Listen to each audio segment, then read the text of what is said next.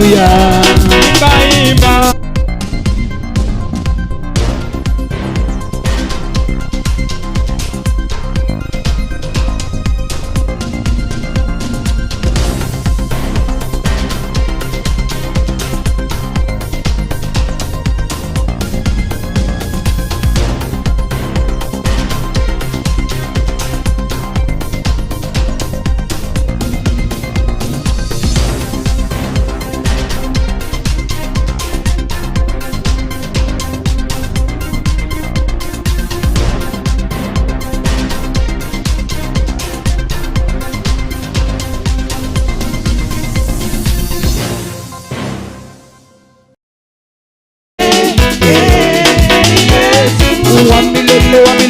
Mungu wa baraka ni nani? Wa milele, Yesu. Wa milele, Mungu wa ushindi ni nani? Wa milele, Yesu. Wa milele, Mungu wa baraka ni nani? Wa milele, Yesu. Wa milele, Mungu wa baraka ni nani? Wa milele, Wa milele, Mungu wa ushindi ni nani? Wa milele, Yesu. Anafanya nini maisha yako? Anasumbukia maisha yako. Anafanya nini maisha yako? Anasumbukia maisha yako. Anafanya nini maisha yako? Anasumbukia maisha yako. Anafanya nini maisha yako? Anasumbukia maisha yako. Anafanya nini kwa nyumba yako? Anasumbukia maisha yako. Anafanya nini kwa kazi yako? Anasumbukia maisha yako. Anafanya nini mahali yako? Anasumbukia maisha yako. Anafanya nini masomo yako? Anasumbukia masomo yako. Wa milele, Mungu wa baraka ni nani? Wa milele, Yesu. Wa milele, Mungu wa baraka ni nani? Wa milele, Yesu. Wa milele, Mungu wa baraka ni nani? Wa milele, Yesu. Wa milele, Mungu wa baraka ni nani? Wa milele, Cheza Jesus, cheza wote. Cheza tu. Cheza. ewe Mungu, ewe Mungu, ewe Mungu, ewe Mungu,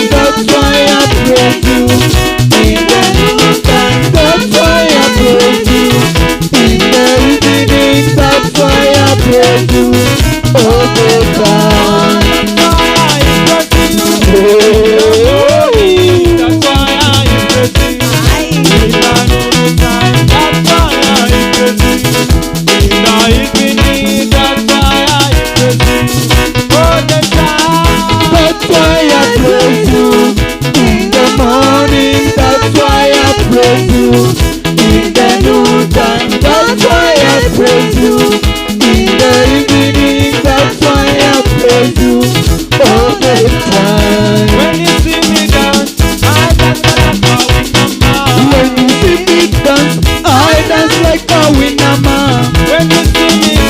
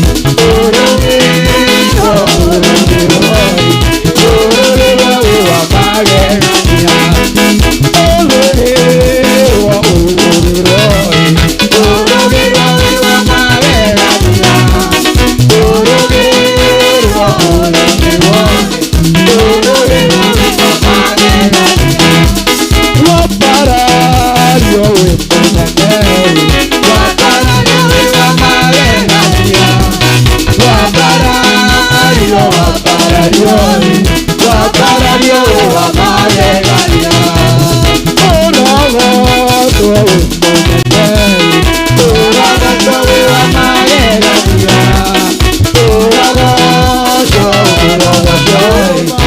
Uraga chowe wa maregalia Inagera gai wako Inagera gai wako Inagera gai wako Matuko makopole Inagera gai wako Inagera gai wako Inagera gai wako Matuko makopole Orogera gai wako Orogera gai wako Orogera gai wako Matuko makopole Orogera gai wako Orogera gai wako Orogera gai wako Matuko makopole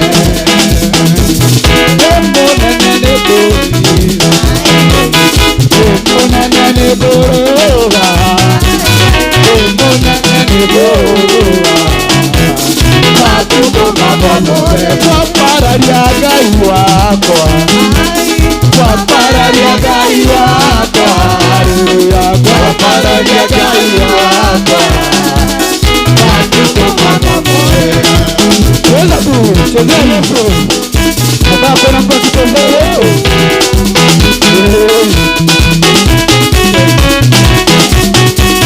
Nirukena Nakuwacha idarere amore mbae Nirukena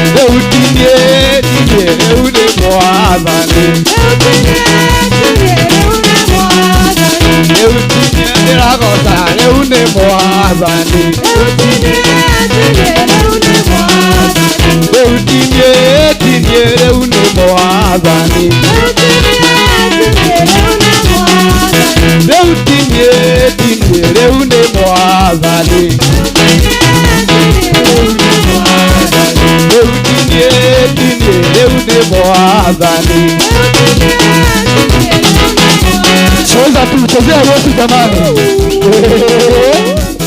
Nataka kuona mtu akimchezea Yesu. Kama utagonjeka uko mzima, unachukua nafasi kumchezea Yesu. Yes. Kama mfalme Daudi na ufalme wake alimchezea huyu Yesu mpaka mavazi yakaanguka. Mbona wewe usimchezee? Chezea Yesu.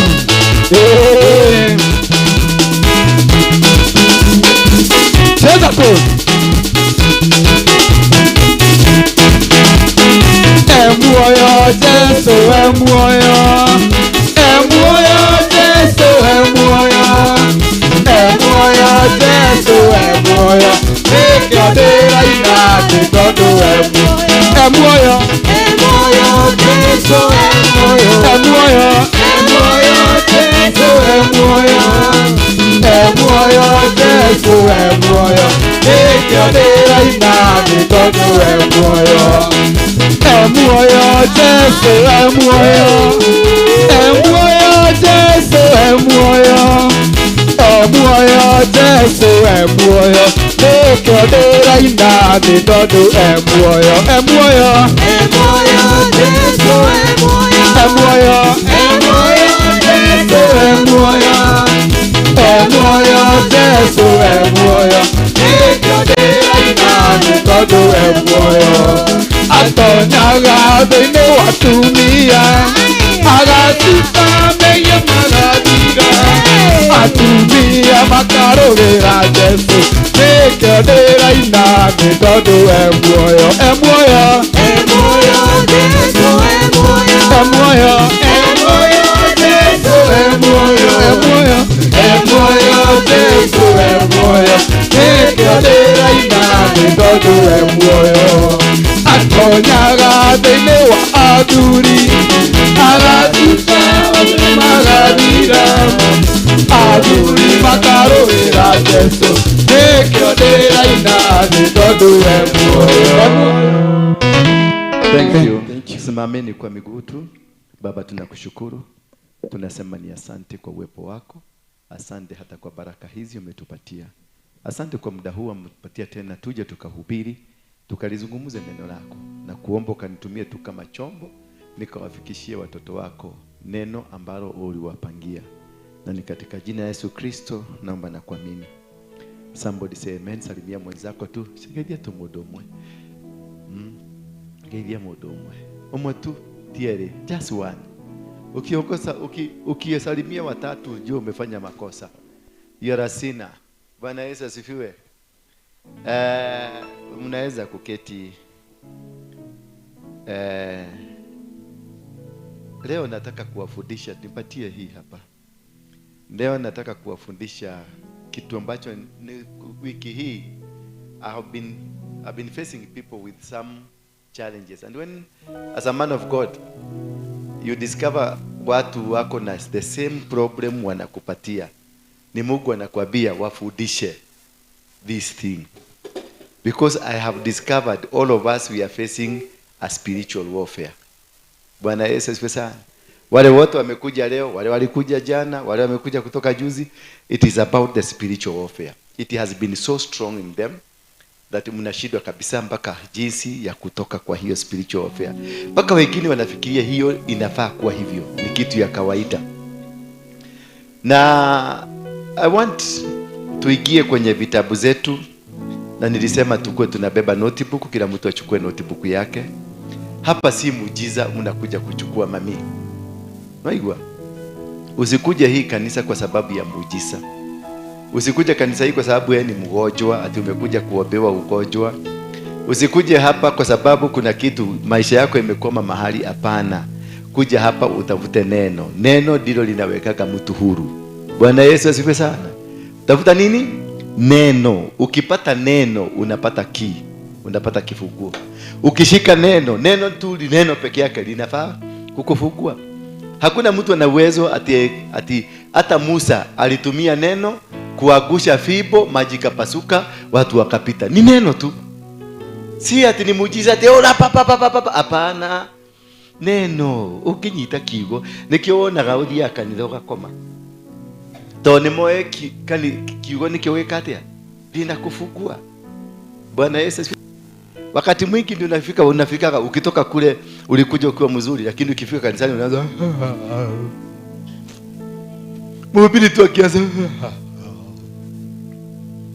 tumacho tunaanza kukua tudogo, because neno ni lako la siku ya leo, na hilo neno limekuja ndio likufungue. It is only neno la Mungu liko na uwezo wa kufungua, and that is why nasema neno litafanya nini? Litakuweka huru. Study this neno. Study this word of God. If you are able to study the word of God, you are able to be set free. Not how good you look like, not how beautiful you look like, not how better placed you are, whether you are a pastor, you are whatever you are. It does not matter. What matters is the word of God in you. Sasa, how do you fight and how do we win spiritual warfare? What is a spiritual warfare? Spiritual warfare ni nini? Vita vya kiroho vinakuja namna gani?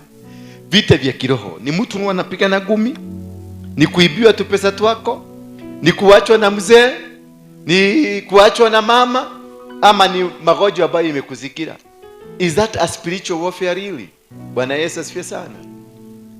A spiritual warfare, it is a battle within your spirit. A spiritual warfare, it is a battle within what? Your spirit. When your spirit is embattled, that is when you discover that there is something, a force, a spiritual force that is fighting you.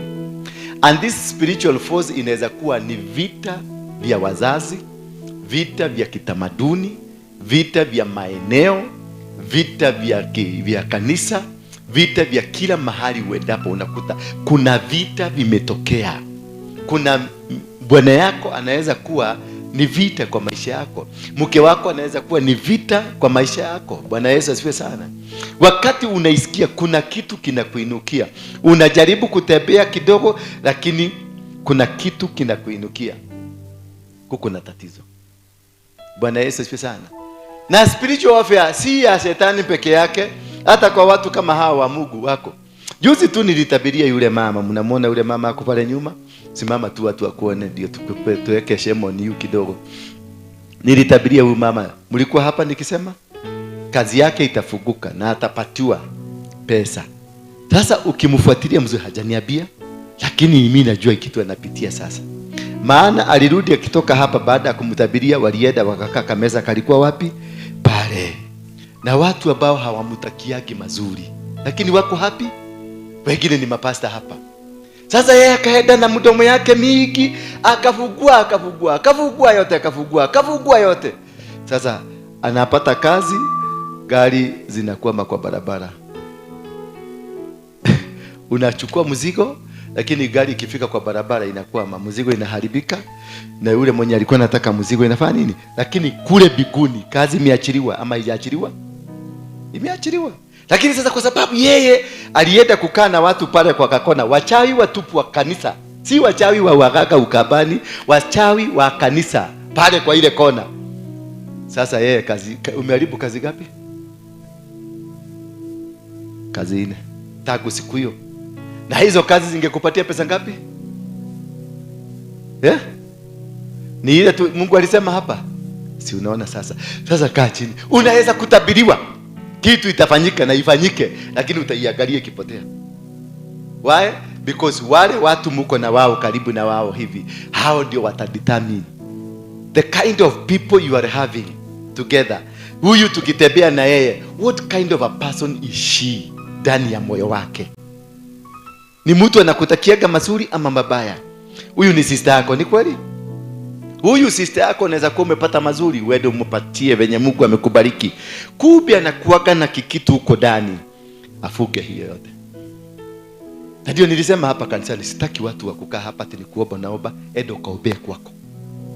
Tukihitaji watu intercessor, kuna siku za intercessor. Mnasikia? Kuna siku ya nini? Ya intercessor. Na tunakujaga hapa kama group na tunaomba with a common agenda. Lakini hii ya kusema mimi nakaa hapa naombea kanisa, hii kanisa haihitaji wewe maombi yako. Peleka, fugia kwa ndoo, peleka bali. Because wewe ni mchawi, umekuja hapa kuroga watu. Umekuja kuvuga watu. Bwana Yesu asifiwe sana. Usifikirie ati wachawi wanakuaga huko kwa waganga. Si ushaenda kwa mganga?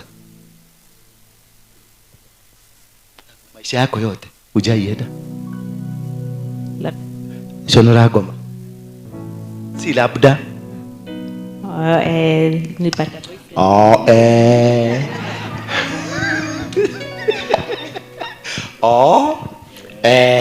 Labda. Sikumbuki vizuri, lakini labda nilienda. Hebu labda ulienda namna gani? Nilipata rafiki akaniambia ni daktari. Na akaniambia anatibu watu kwa hospitali fulani hapa Nairobi. Hapo ndio naona ni labda. Sasa kukaa ndio niligundua yeye ni mganga na ndio nikatoka huko. Unaona ni labda. Alienda. Hakubuki akigagwa, lakini ni la. Sasa ni nini walikupatia? Ukiwa huko kuna kitu ulipatiwa? Hakunipa chochote. Lakini kuna kitu alikufanyia? Aliniambia tu atanitengenezea kazi. alifanya nini? Hiyo ndio nakuuliza, ndio atengeneze kazi. Ni nini alifanya hapo mkiwa na yeye? Mimi tuliingia kwa ofisi, akaniambia ndio ofisi yake. Sasa vile alienda akaingia, nikapata kuna giza, akafungua vitu huko, ndio nikaona hapa sio. Nikamuuliza, hapa ndio uliniambia hospitali ile unafanya, hii ndio Aga Khan? Akaniambia hii ndio Aga Khan yangu.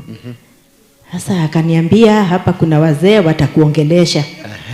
Sasa nikasikia watu wameongea wangwana. Wangwana. Sasa akaniambia hiyo kazi yako. Sasa ongea na wangwana na itafaulu, na hiyo kazi iliishia hapo. Uliongea na wangwana? Uliwaambia kazi? Nilisema tu nataka kazi yangu ifaulu. Wangwana akakuuliza kazi gani? Wakauliza kazi gani, nikawaambia. Sasa akasema itakuwa nzuri. Na hapo kisha ukaacha kitu hapo, katupesa kidogo. Niliwacha pesa. Walikuambia ile pesa yote uko nayo uwekelee? Mimi niliwaambia tu niko na 2,000. Walikuambia ile pesa yote uko nayo uwekelee? Ndio nikawaambia mimi niko na hizo. Jaribu sana kujibu maswali ambayo unaulizwa. Acha kujibu maswali hujaulizwa. Jibu ile maswali umeulizwa. Kwa sababu kuna sababu. Walikuambia wekelea wapi? Pesa yako yote hapo ukawekelea juu ya kitu. Kwa kanyungu, nikarusha kwa kanyungu. Sasa unaona? Sasa yeye mwenyewe alijipeleka kwenye madhabahu. Tangu siku hiyo kazi yako iko sawa? Hapana. Lakini umeenda maombi wapi na wapi? Nimezunguka. Ushai kumbuka hiyo? Katika maombi yako, katika kwenda wachungaji umekutana nao, washai kuambia ulifanya hivyo? Hapana. Kwa hivyo unaona, anafanyanga maombi opposite, lakini ile kitu inamkula ni opposite. Bwana Yesu asifiwe sana. So even if I prayed, even if you go to whatever, ukombaini mang'anga mahali, so ni ng'anga ngapi? 100 na mawaruige 600 na wengine wa ng'anga na mapepo na nini, yote walete pamoja, you will never receive anything because you are not addressing the problem. Stima, hatuwezi kuweka waya ya stima hapa inatembea, it's not connected to the bulb, alafu uweke kwa stima ati bulb sita sense ziwake. Hapana, you have to connect.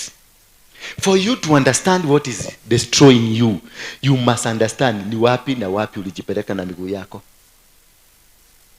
Nego nyoko jerete ogo Asha todo ni muhonoku de kwenda kweria ndeto ciina haibu. But hiyo haibu nani aliichukua? Ni wewe ulienda kaichukua. Lakini kuna kwingine nishasema, lakini sio hapa. Tuliza. Uliposema mlifanya nini? Hiyo shilingi 2,000 ulipatiana, uliifanyia nini? Sikufanyia chochote. Yes, umeenda kwa hao wengine umeombewa. Ile shilingi 2,000 ulitoa ni dhabihu ulitoa kwa shetani. Kule ulienda kwa pastor huyo mwingine, huyo ulienda ukamwambia, ulitoa pesa ngapi? Nishatoa tofauti. Kwa huyo uliambia. Si umesema kuna kwingine ulienda ukasema? Kwa huyo ulienda ukamwambia ulitoa nini? Ingine nilitoa 2,000, ingine nikatoa 1,000.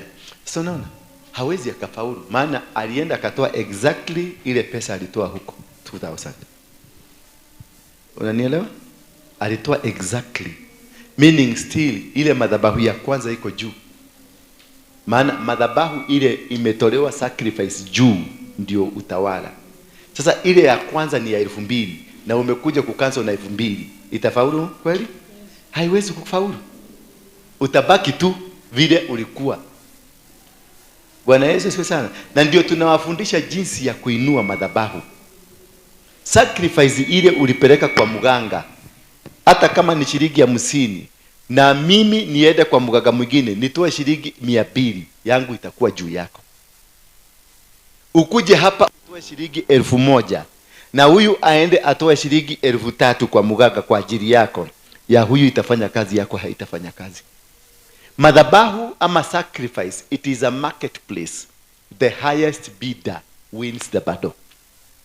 Ndio King Solomon alichinja ng'ombe ngapi? 1,000.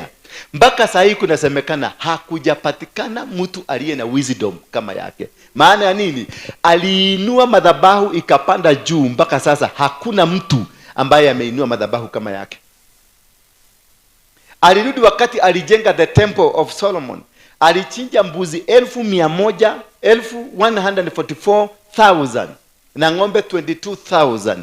Kisha akasimama kwenye madhabahu akaambia Mungu, watu wako watakapokuja hapa wakiwa wametenda dhambi, wakuombe na wewe uwasikie.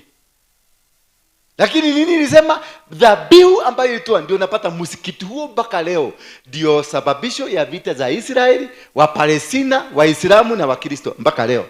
Because everybody want to own piece of it. Everybody want to own it because ndio imebeba madhabahu kubwa. Ati mtu akiingia tu hivi, madhabahu ya Solomon inafanya kazi. Maana hakuna mtu mwingine amechinja busi kama hizo. Bwana Yesu asifiwe sana. So ukikuja na kapepite kako na kule umerogwa na 1,000, kapepite kako hata kufanya kazi, utaendelea kutoa tupepite na utakufa na tupepite twako. Ndio ndawaambiaga, nedeni mpige magoti muulize Mungu. Maana ni only God can tell you. A pastor cannot tell you what to give. A man of God, a bishop, apostle cannot tell you what to give in terms ikifika ni kuvuja madhabahu.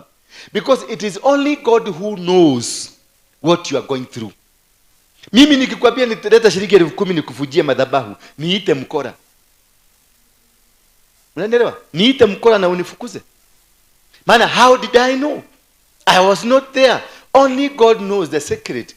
Ile madhabahu imeinuliwa kwako. Madhabahu labda iliinuliwa na baba yako, madhabahu labda iliinuliwa na mama yako, ama shosho, ama guka, ama maeneo ile muko. Kenda kule Kirinyaga ukuta kile kijiji inaitwa Kiagoma. Nani aliita Kiagoma? Na iliitwa Kiagoma kwa nini? Kiangoma. Hiyo ni swali. Maana wewe unaitwa nani? Benedetta. Uliitwa Benedetta kwa nini? Kwa sababu ni jina ya binadamu. Sasa hii jina ya hapa Mudhurwa, tumebadilisha jina ya hapa Mudhurwa, tumeita Kiangoma. Ni nini? Ni nini imeonekana ambayo ina mahusiano ya Goma? Ndio tubaita kesha Kiagoma. Si lazima kuna kafara. Sasa hizo kafara ni nini zilifanya? Ni watu ziliua? Ni mbuzi ziliua? Ni mikosi gani ilikuwa inapatikana mahali hapo? Na hiyo mikosi ndio sacrifice shetani aliitisha.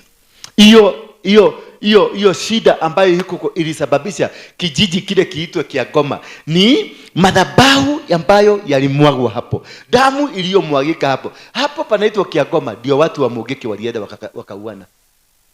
Mnakumbuka wakati watu wa Mogeke walitoka Karatina, wakavuka padi ya Kirinyaga, wakachijena, ni hapo Kiagoma.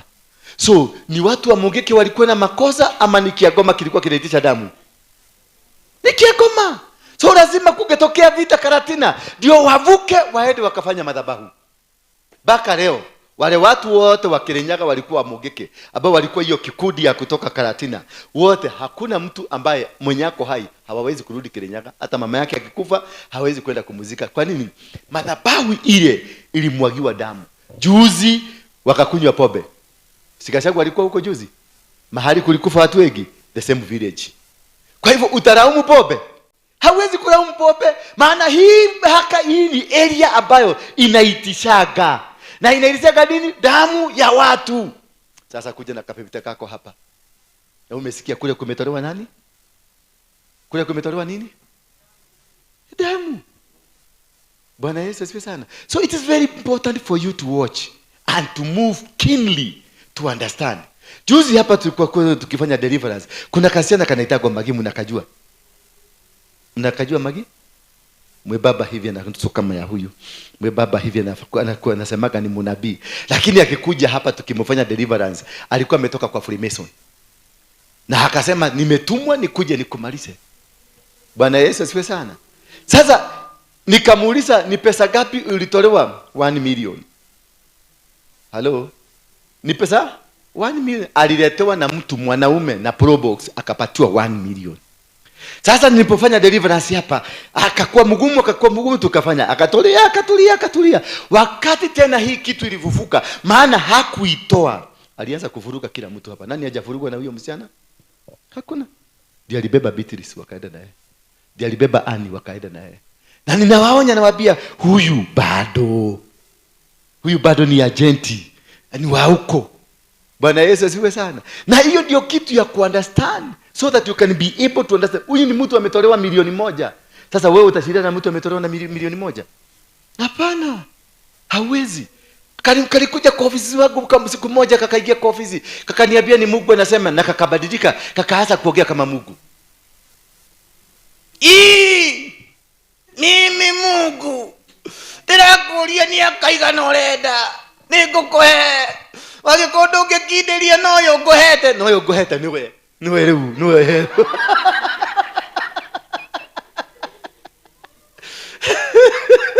sasa unaona amekuja ni Mungu. Sasa niambie wewe, hujui Mungu venye anaongeaga? Mungu aanze kuongea, sitamvuata. Sasa mimi nikamsikiliza. Sasa nilikuwa nimemwambia tuongelee hapa, kaniambia nataka tuongee kwa ofisi. Tukaenda kwa ofisi.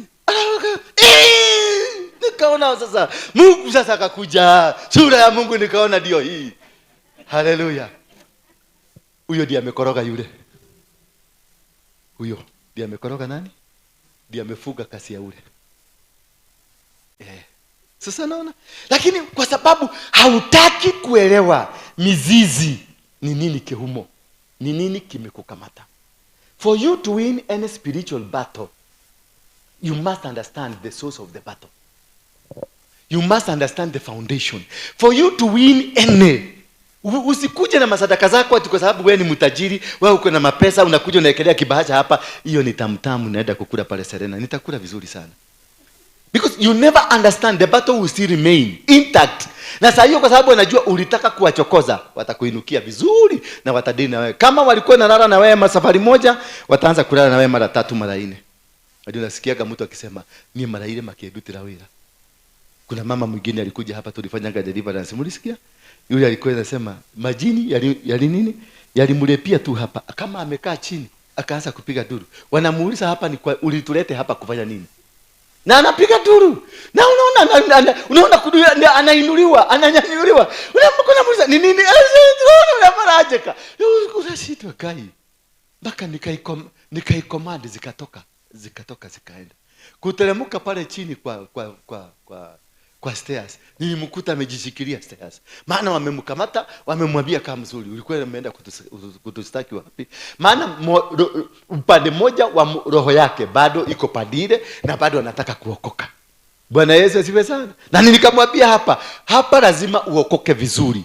Lakini kwa sababu kuna deal, kuna tumipago alikuwa amepaga na hao. Kuna madhabahu alikuwa ameinua. Kuna covenant alikuwa amefanya. Hataki kuachilia covenant, lakini anataka apostle amwekelee mkono.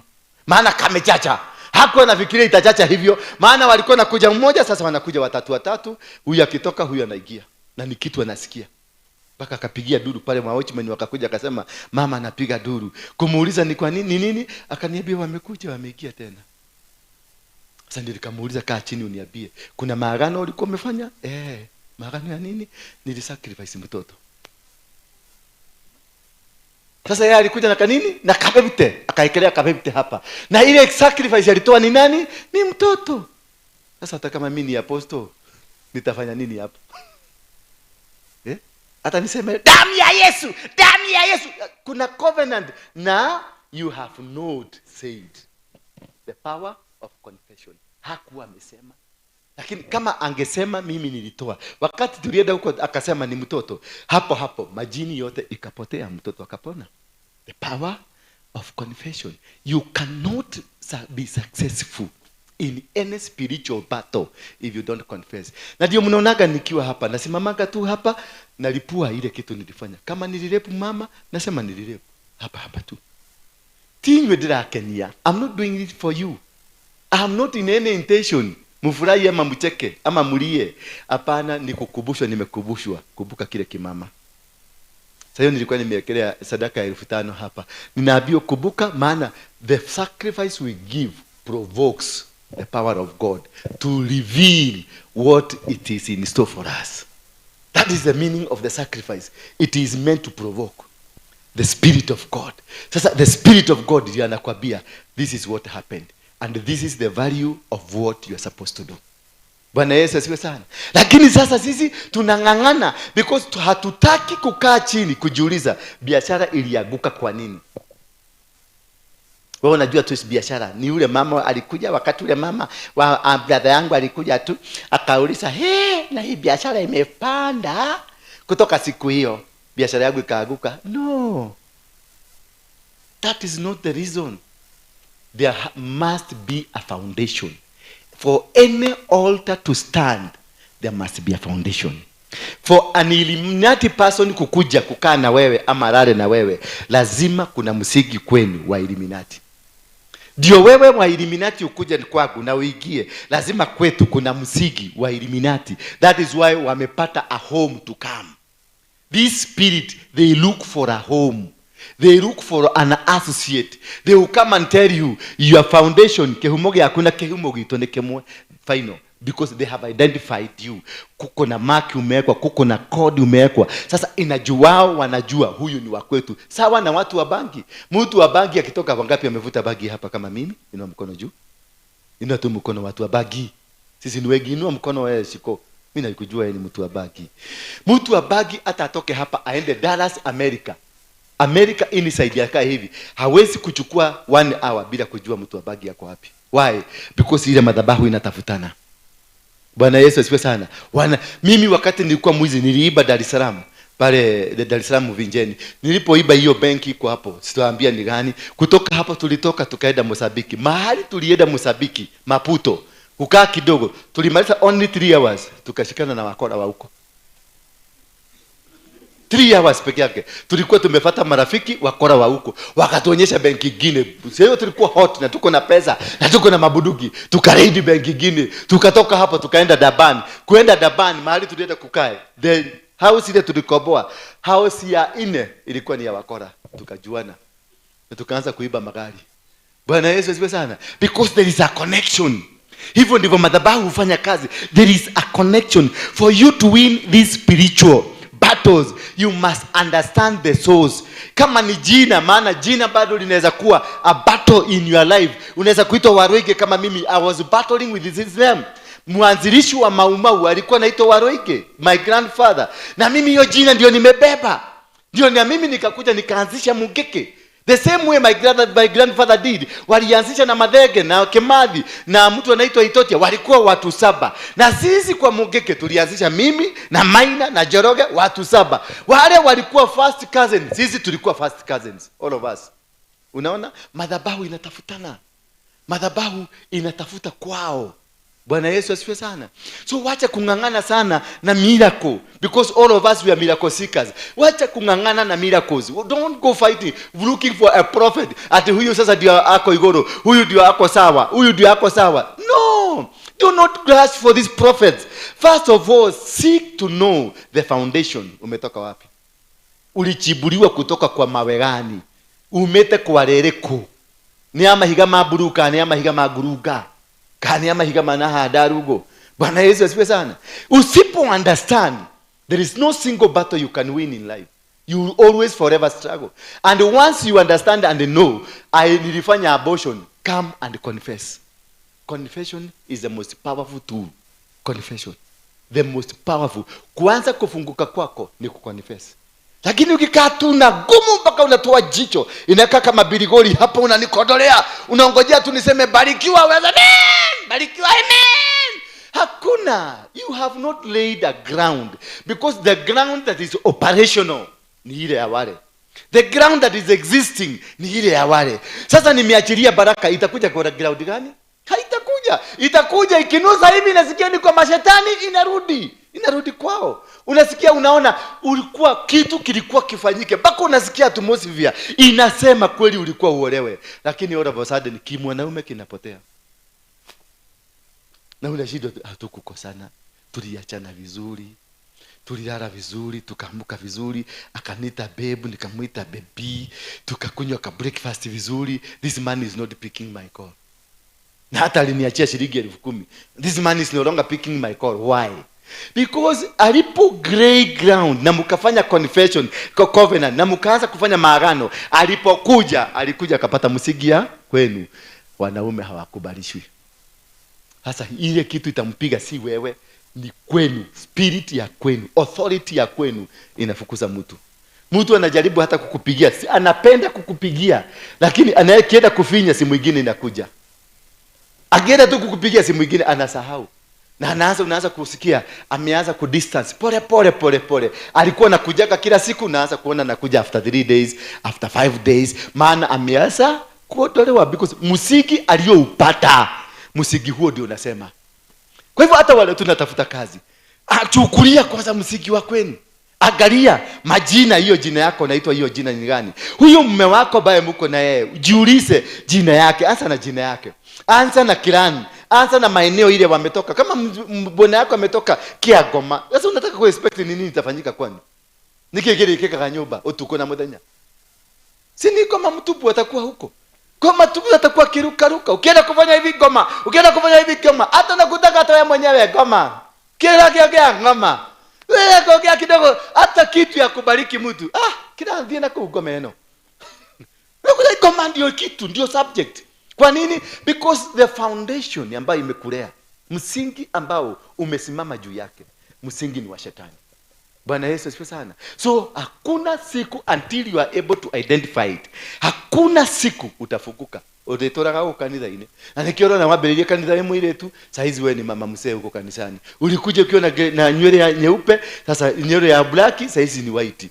Bako umeanza kwenda kwa dai. Angalia mimi nilikuja hapa nikiwa na nywele imemea, angalia sasa kichwa yako hakuna nywele. Nimejua juzi tu shida zangu, juzi tu.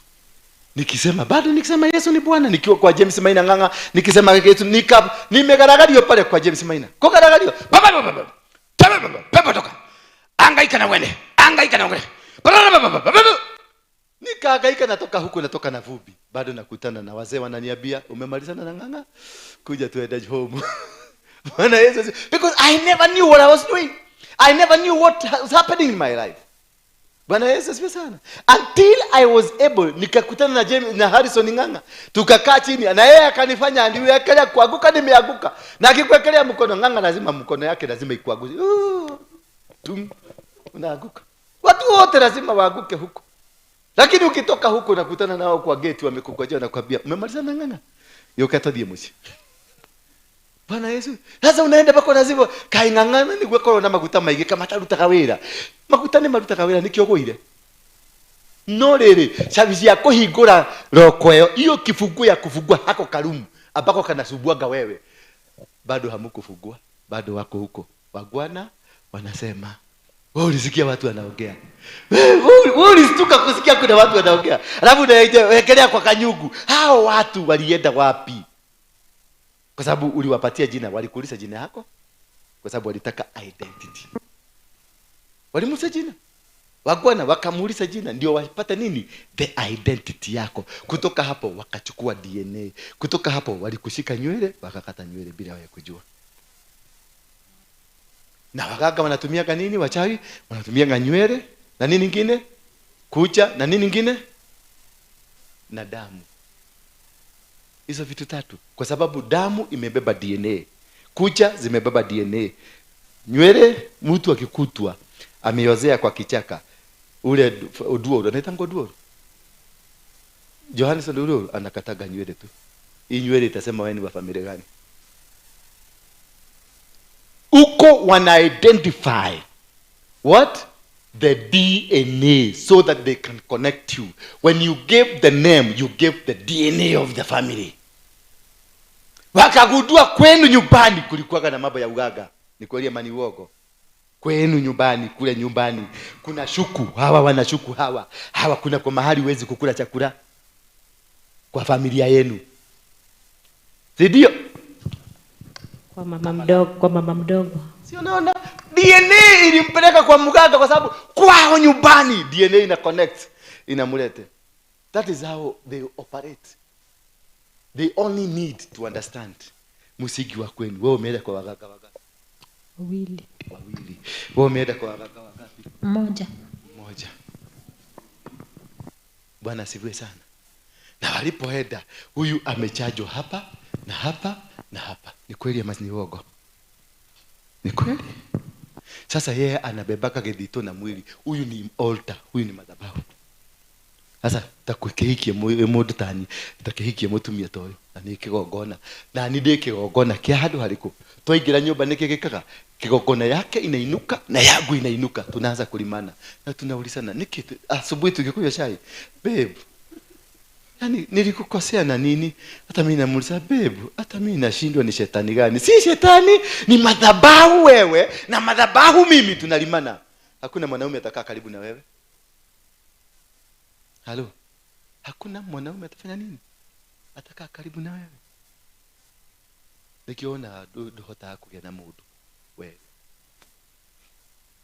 Tondũ kũrĩa kwanyu kwĩ mbũri mũthĩnjaga kwenu kabisa na magongona mũrutaga ma ngomi. Ni kweli? Yeah? Yes. Na hiyo inazungumzaga iko na power. Ndio unaonaga roho yako unakuwa na kiwanaume mwingi sana. Maana kule wewe ndio unafaa kuwa sasa the person ameshikilia hiyo madhabahu. Lakini sasa wewe haukuhusishwa. Wewe uliingia kanisani. Hawakukuambia wewe ndio ulikuwa uchukue manto. Ndio unaonaga vitu mingi you are a bulldozer. Did you know you are a bulldozer? You don't know?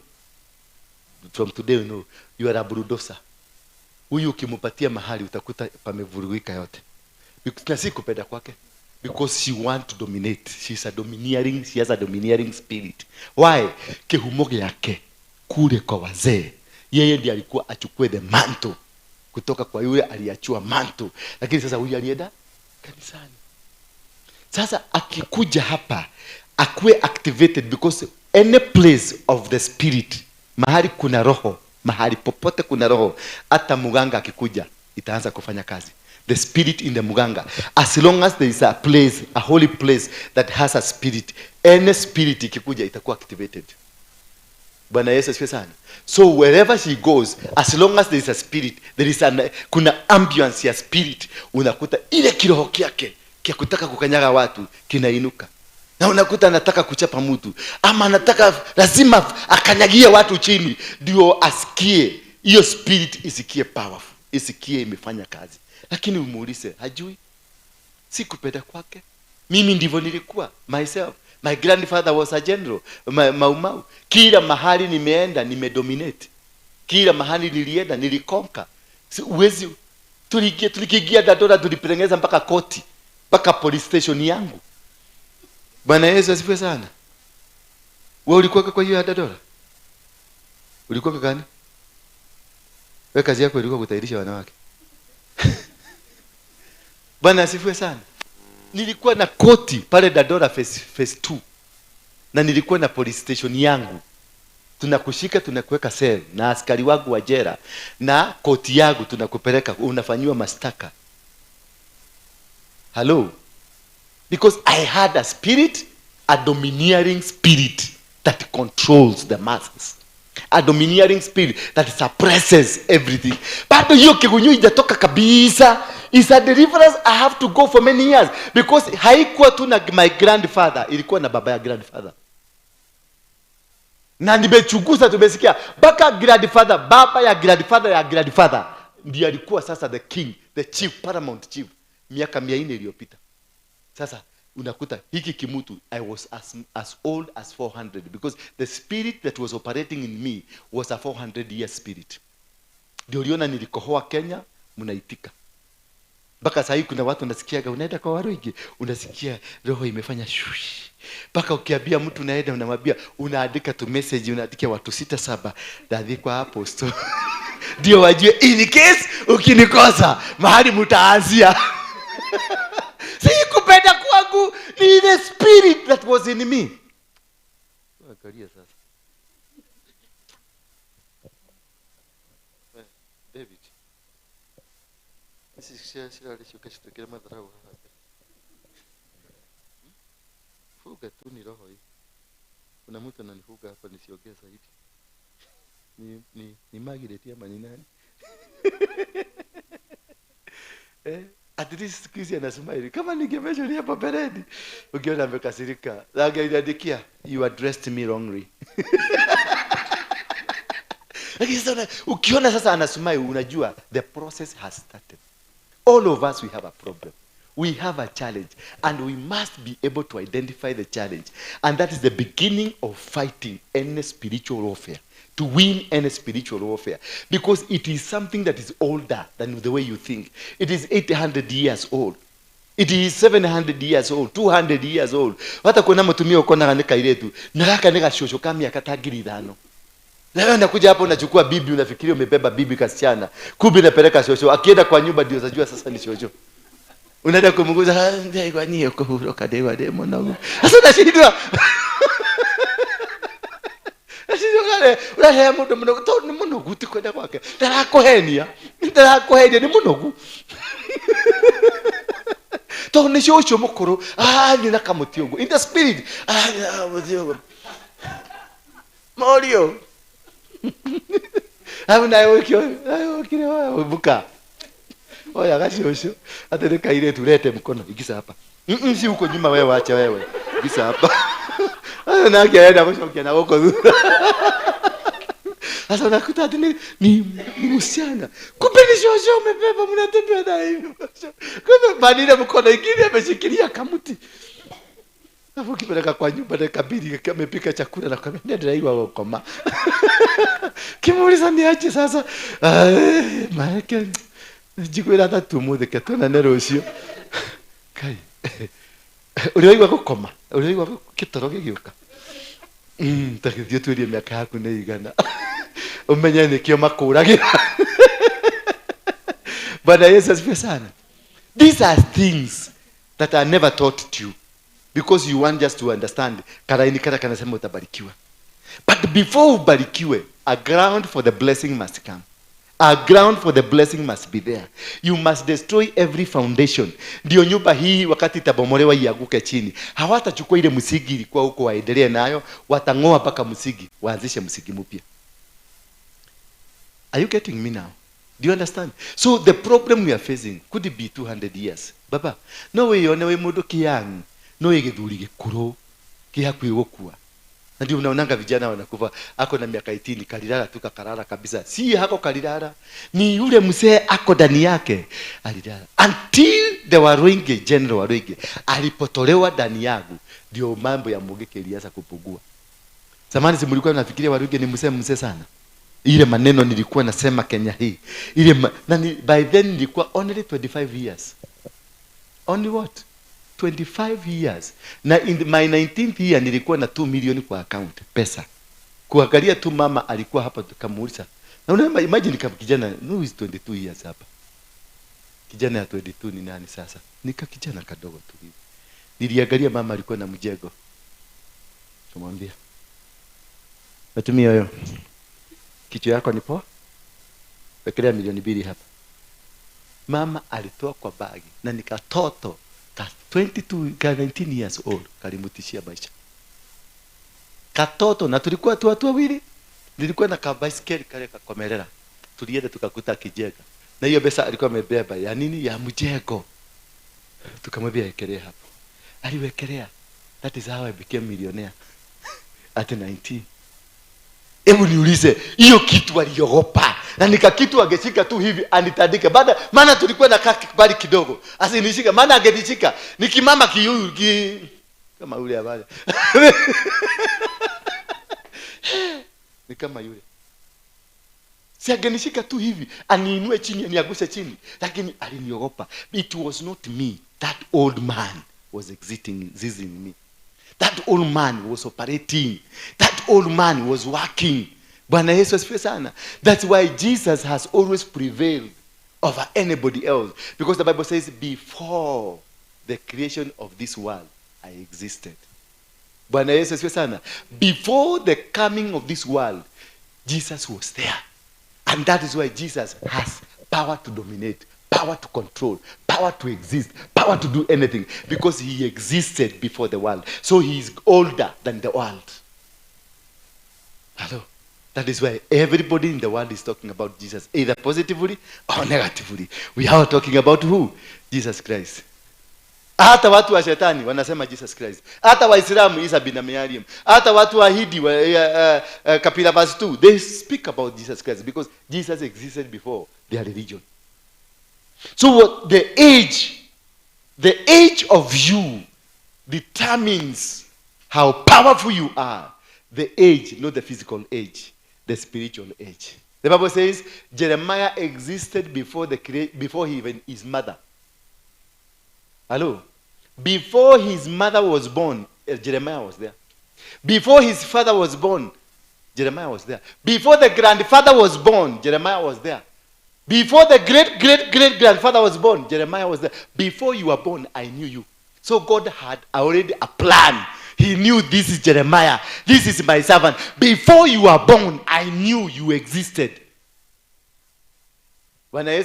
So, and that's why Jeremiah was given a mandate, chapter 1, verse 10. He was given a mandate and told what? I have given, see today, I have given you power over nations and the kingdom. To do what? To uproot, to bring down, to destroy, then to build and to raise. How can you build, how can you bring down a nation and a kingdom to destroy their foundation? How can you destroy their foundation if you are not old enough to understand the foundation? If there is no map of this house, nyumba hii shike moto, watu wa Kajo hawataweza kuzima. That is why in Kajo, in the planning office, there is a map for this house. The architectural plan, wako nayo. Why? Because this house was constructed in 1930. It is only through the map they will be able to kuingia hapa in the case of danger. That is why every house must have a plan, so that in case of danger, they will use the plan to come and get you. They will use that map to come and get into the building. That is why we have the plan by the planning department must be kept there, and you have to pay for it. So, what is the plan that is new? What is the foundation that you are? Who was your mother? Who was your father? Hiyo ulienda kwa waganga, si wewe, itafute kwa mzazi wako. Wewe tu ulikalia msingi na ukaendelesha msingi wa kwenu. Bwana Yesu asifiwe sana. Na ukifika kwa mama yako, si mama yako, enda kwa shosho. Maana mama yako tu alifuatilia tabia na mila na tamaduni za kwa familia yenu, msingi wa kwenu. Kama yeye ni mtu wa kunyang'anywa, si wewe umenyang'anywa wa kwanza, hata mama yako alinyang'anywa. Hata baba yako alinyang'anywa. They started mistreating you long time ago. Until now you are able to understand the foundation that you've come from. You will not be able to antagonize that foundation, and not unless you know it. You will not be able. Your father, who is your father? What was he? What was your grandfather? This one gives you the understanding who you are. Kama grandfather yako alikuwa mchawi, hata wewe ni mchawi hata sasa hivi. Because you are carrying the genes ya mtu mchawi. Bwana Yesu asifiwe.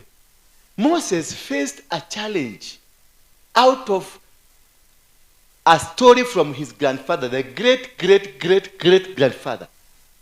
Jacob is the great grandfather of Moses. Through the son called who? Through the son called Simon and through the son called Simon and Levi. Simon and Levi, they had a curse from their father. Ilikuwa nini? Yeah? Anger. Out of anger, they killed ng'ombe, wakakatakata. Naye baba yao wakati aliita watoto wake wote, akasema kujeni niwaambie siku zenu zitakuwa aje. Mahinda manyu mamarigereria mugakorwo ate. Kujeni. Kisha akachukua mtu anaitwa nani wa kwanza, the first son? Yeah? The first son? Reuben. Akamwambia, wewe kwa sababu ulipanda kwa kitanda yangu umelaaniwa. Laana ya kuingia kwa kitanda, kuona mtoto, kuona mama yako, kuona baba yako akiwa uchi, kuona anything that is of older, ilianza na Reuben. Maana inasemekana ni kama alioja bibi ya baba. Hello. Ni spirit ya nini? Ya usherati. Ilikuwa kwa nani? Kwa Reuben. Lakini turudi nyuma. Jacob ni mtoto wa nani? Wa Isaka. Isaka ni mtoto wa nani? Abraham alifanya usherati ama kufanya? Alifanya. So unaona hiyo kitu imekuja kuchomokea pahali kwingine. So Simon na Levi wakalaaniwa because ya maasira. Moses, lineage ya Moses imetoka kwa Simon na imetoka kwa Levi. Bwana Yesu asifiwe sana. Moses alikosa ufalme wa mbinguni kwenda Kanaani kwa nini? hasira ile walilaniwa. So it was not Moses the problem. The problem was the original Levi and Simon. Bwana Yesu asifiwe sana. So don't fight a spirit just mere because umeiona saa hii. Don't fight a spirit because umeiona imeanza kupita hapo nje. No, sit down. Take your time. Study. Pray. Ask God. And that's why Jesus akatuambia namna gani? Pray and you will be answered. If you are not answered, do what? Seek and you will find.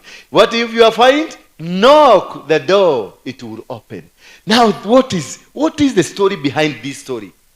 That is, pray and you will be answered. If you pray over something and it's not happening, stop praying for it. If you pray for that job and the job is not coming, stop praying for that. If you pray for that marriage and the marriage is not coming, stop praying. If you pray for a problem, a challenge that is happening in your life and it's not happening, stop. That is what Jesus told you. Pray and you'll be answered. If they fail, God fails to answer your prayer, stop praying. What do? Go to God now. Bila kuomba, nenda kwa Mungu umuulize, why are you silent on my prayers? Now that is now trying to unravel, kufungua mafailo za kwenu, kufungua njia za kwenu. That's now you are seeking to know, why is God not hearing me? Why is God not listening to me? Why is God not understanding my problems? I have been to church, nimeomba, nimetoa, kama ni sadaka nimetoa, kama ni dhabihu nimetoa, kama ni kufanya kazi kama ni makurusedi nimesupport, kama ni njia zote ambazo Mungu amenitaka nifanyike, anything imesemekana tufanya nimefanya, but nothing is happening. Now that is the time you go seeking from God. Ask God, what is the problem that I'm facing? Then God will show you the doors. Anakuambia mlango ile imekufunga kwenu, kuna mlango ya kwenu iko na usharati, mlango ya kwenu kulikuwa na ugaga, mlango ya kwenu kulikuwa na hii. That is now when he gives you an illustration. Now he will, after seeking, you will not know what is inside, but you utaona milango. Mlango wa usharati, mlango wa wizi, mlango wa masengenyo, mlango wa nini, mlango. Now once you see the doors, because God will reveal. How do we know a door? How do we understand a door? As you are praying and you go to sleep, utaota uone shosho munyanyo muse anakuja, kana kukibisha, kana kupiga, kanataka kukuua. Unajua kumbe mlango ni shosho yetu. Ukiona mzee katika ndoto yako, ndio anakufukuza, ndio anakufikiria na niguka mzee, unajua hii ni mambo ya guka, ni generational curse that is operating you. That is how God will speak. Anakuonyesha mlango sasa unaona ni nani? Ni shosho. Wakati wameota wakifukuzwa na shosho yao kwa ndoto, umefukuzwa ama guka, hakuna. Bwana Yesu asifiwe sana. Wakati wameota wakifukuzwa na bogo ama ng'ombe, ng'ombe inakukibisa, ni wewe. Si unaona? Sasa ng'ombe ina represent home. Shida iko home. Sasa ukiona ni shosho anakukibisa, ama anko, ama auntie, ama brother yako, huo sasa ndio una understand, huu ndio mlango. Ama pastor yako, ama apostle, ama whoever it is that is chasing you, unaona anakukibisa, anataka kukua, ama anakupiga. Sasa una understand, huo ndio mlango. Unajua ni apostle na ama ni pastor, unajua chanzo cha matatizo yako kilitokana kanisani. Ukiona ni mtumishi wa Mungu, utajua chanzo cha matatizo inaweza kuwa si huyo unaona, lakini ni chanzo cha matatizo kilitokana na a man or a woman of God. Maana kuna wengi wetu tumetoka makanisani na madharau. Hata mimi ukitoka kanisa yangu na madharau, nitasema kitu. Ala? Kwanza nimekuweka front line hapa, nimekuweka front line, nimetumia resources zangu, nimetumia kila kitu. Alafu uniondokea na madharau. Nitasema kitu. Na nikisema kitu utakuja hapa tu, utakuja kupiga magoti hapa. Ndio natakikana tukikosana na wewe, usiende kuongea maneno mingi, kuja tu hapa uniambie nataka unifugue niondoke. Hiyo ingine sitakuuliza, nitakushika tu mkono hivi. Nitakushika mkono nikwambie ubarikiwe, na kule unaenda milango yako ifunguke. Lakini nitafuga. Yes, nitafuga. Nitafuga. Ndio hata mimi nikuonyeshe, si wewe ni mjuaji hata mimi si wote uone ujuaji yako pale imefika. Nitakuvuka. Otorokiri taraha kule ugothi ndukara thimu ndukeko ndo na urugame. So uta understand. Ukiona sasa, ukaona ni pastor anapigana na wewe, unaona ni apostle anapigana na wewe, kule kwenye ndoto utajua ni makosa ya kikanisa. Ndio tunaitaga spiritual mistakes. Una understand ni makosa ya nani? Ya kikanisa. Huyu kumbe nilifungiwa ndani ya kanisa. Kumbe mlango yangu ilifungwa. Kumbe mlango yangu ilifanya nini? Na ukisikia pastor apostle ama pastor yote anapiga kelele na anataja jina yako, wewe jua uko kwenye mahututi ya kwenda hapa chini. Haraka sana utaenda. Bwana Yesu asifiwe sana. So hiyo tatizo kuijua, utarudi kwenye madhabahu. Sio lazima urudi kwenye hiyo madhabahu, utarudi. Lakini kama ni mimi nilikutaja, ni mimi nilikufuga directly, utabidi utakuja kwangu siku moja. Ama watoto wako, ama watoto wa watoto wako watakuja. Kwa sababu ile maneno utakutana nayo for the rest of your life itakuwa gumu na haukujua. Bwana Yesu asifiwe sana. Sasa labda uonyeshwe nini? Uonyeshwe shosho ndio anakupigana na wewe. Uende utafutirie, utakuta shosho yako alikuwa kama mchawi. Ukitafutiria vizuri, utakuta your grandmother was a witch. Ukitafutiria vizuri, utapata your grandfather was a witch. Bwana Yesu asifiwe sana. Na ukiona ni ng'ombe ama buzi, unakuta kondoo, buzi zinakupiga, utajua ni madhabahu ya buzi ilikuwa imetolewa. Kwa hivyo hiyo madhabahu ya buzi ndio inakupiga. Maana kuna venye wazee walikuwa wanazungumza. Kuna matamushi wazee walikuwa wanasema. Mahali wanaonaka wazee wanachinja buzi pale, kuna maneno walikuwa wanasema wakiwa na ile medhegi yao wanapiga hivi wanasema, wanaogea, wakikata kanyama wanaogea. Sasa hiyo ndio maana unaona buzi inakuja na kupiga inakuuliza, kwetu kulikuwa kuna chinjwa buzi, mbona huchijagi? Sasa hiyo ndio mlango unaonyeshwa na Mungu. Bwana Yesu asifiwe sana. Ama unaonya ukifanya usharati. Yaani unaona watu wote wanafanya usharati, unajua kuna mlango wa kiusharati. Sasa hiyo ni kuonyeshwa, unaonyeshwa. Na huonyeshwi uende ukapiga mtu ati kwa sababu uliona huyu amefanya, huonyeshi ukapigana na mtu. Unaonyeshwa ndio ujue jinsi ya kubisha mlango. Sasa hapo ndio unaambiwa bisha, maana umeunderstand it is your grandmother, it is your grandfather, it is your village. Utaota ukiwa in your village, ukiwa mpua, unakuliwa na jigas na unakuliwa na nini? Na dutu. Ushaota ukiwa kwenu? Mbona umeogopa hivyo leo? Mumeshtuka? Umeota ukiwa kwenu? Ukiwa pua, maskini, ukichota maji. Ukiwa shule, ukiwa mlarukiwa na nguo. Sasa una understand this is a problem ya kutoka area ile umetoka. Ndio inakuvuruta, hujaachana na wao. Kwena magogona maitora ya kwanyu, maeneo ya kwenu bado inasugumusa kwenye maisha yako. Ulisa tu ameguzwa.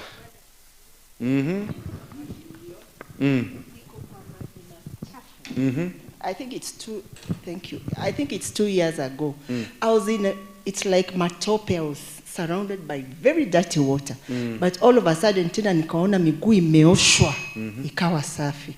So I didn't get to understand that. Sasa uliota ukiwa wapi? Ilikuwa wapi? Maji hayo ilikuwa yaona ukiwa wapi?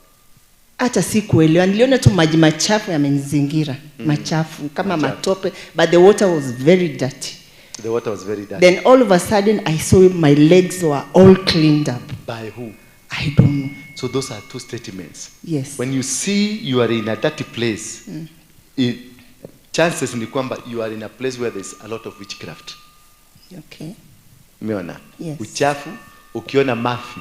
Sana sana wengine tunaotanga, unaona pulpiti kama hii imejaa mafi. Ni kumaanisha it has been defiled. Uganga kuchawi umekuja. Hii pesa mnaletaka imekuja imeekelewa hapa ikiwa na uchafu. The altar is defiled. Yeah. So utaota na mafi, utaota na chura, utaota na manyoka, utaota na vitu kama hivyo at the pulpit or at the altar. Yes. So you are asked to come and cleanse it. Ukijiona kwenye maji ambayo ni machafu, matope, ni kumaanisha kule uko where you are kuna uchawi umekuzingira. Lakini sasa ukaonyeshwa umeoshwa, God amekuonyesha you have been removed from the dirty.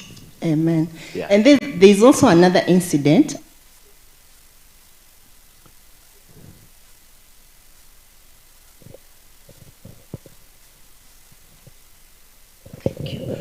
another incident. There's a time, I think it's 2 years back. We were in a crusade, usiku wa manane, we were praying. And then later on when I went home, my brother-in-law told me that that same night we had that crusade, we were praying, usiku wa manane, at around 3, the same day, when he went out, when he went out, alitoka nje. So alipotoka nje, kuna normally huko nyumbani kuna kanjia kenye kanaenda hizi choo za nje, akaona kitu kimekaa pale. Sasa kuangalia vizuri akaona ni kashosho, akana nguo kamechuchuma, and it was exactly at 3. Aliniambia aliangalia saa akapata 3. Kashosho kamechuchuma, kana nywele. Alikaona, yeye alikuwa anatoka nje, akaona kabisa ni kashosho. So as we were in prayers at that time, that exact time. So yeye akuelewa ni nini. So akaingia kwa nyumba. My question is, yes. Mliota mkiwa kwenye crusade ama mliota mkiwa wapi? We were exactly in the crusade, physically. Yes, at 3. Where? Here in Nairobi. At 3 midnight? Yes, 3. Usiku wa manane, that's when. Crusade? Yes. Ya nani? Kanisa gani? Ya Rolinga tu when he came. Hapa ya Rolinga? Yes, the first time in City Stadium. Pale mlifungiwa pale City Stadium? Yes, hapo. Mlishinda kulipa?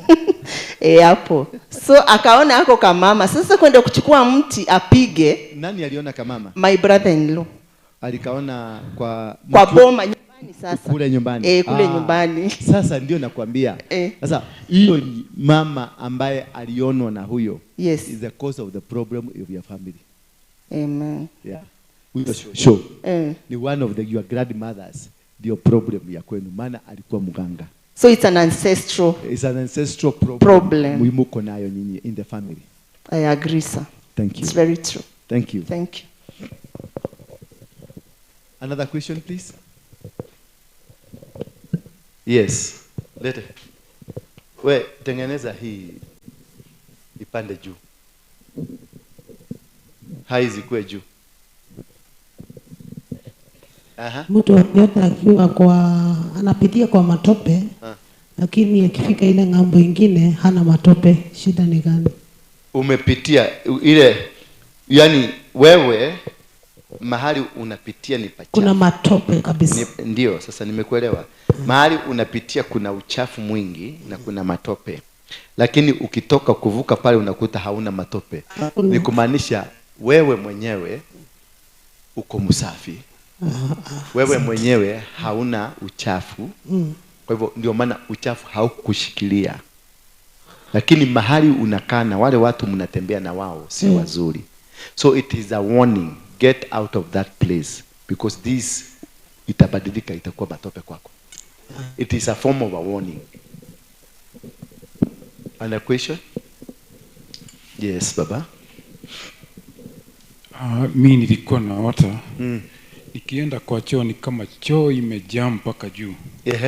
Nikijaribu kwenda kujisaidia naanguka huko ndani. Lakini naona watu wengine wanakuja na wanaenda vizuri, wanajisaidia, wanatoka. Lakini mimi nikienda unaanguka ndani. Naanguka.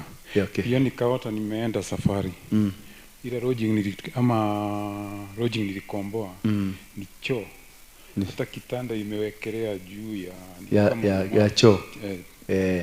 Nikijaribu kwenda mimi naanguka, lakini watu wengine wanakuja na wanakaa vizuri. So kuna ndoto nyingine? Ile ya kurudia mahali nilikuwa nafanya kazi. Sawa. The reason unajiona kila mkienda mahali unajipata kwenye choo ama unateleza unaanguka na wengine hawaanguki, you are destined to fail. Yani destiny yako ilichukuliwa.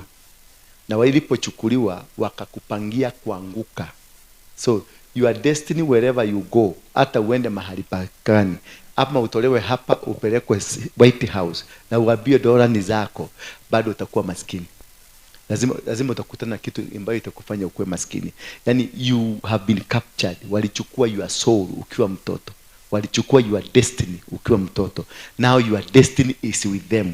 Wali exchange your destiny. Sasa wewe haukuagi wewe, unakuaga mtu mwingine ambaye wewe ambaye anafaa kuwa wewe ako mahali pengine na ako healthy na ako sawa. Lakini sasa wewe ambaye ulibadilishanwa ni kwa sababu nilizaa mtoto ambaye si sawa. Sasa nikabadilisha huyu mtoto, nikachukua soul yako nikakurushia ya mtoto wangu na mimi nikabeba yako. Sasa utakuta kuna mtu ako mahali anakulia wewe, wewe ni yeye huko. Na wewe sasa ni mtu ambaye ulibadilishanwa. Na hii kitu inafanyika shule. Na ndio nawaambianga sana sana muombe watoto. Hii kitu inafanyika shule kwa ukubwa sana. Maana watoto wanaambiagwa na mama zao na shosho zao. Akiulizwa mtoto ni kwa nini hauperform mathematics, anaambia kuna kijana kananishidaga. Huyo mtoto anaambia nenda ukuje na kitu yake, kitabu yake ya maths ama nguo yake ama sweta yake uniletee.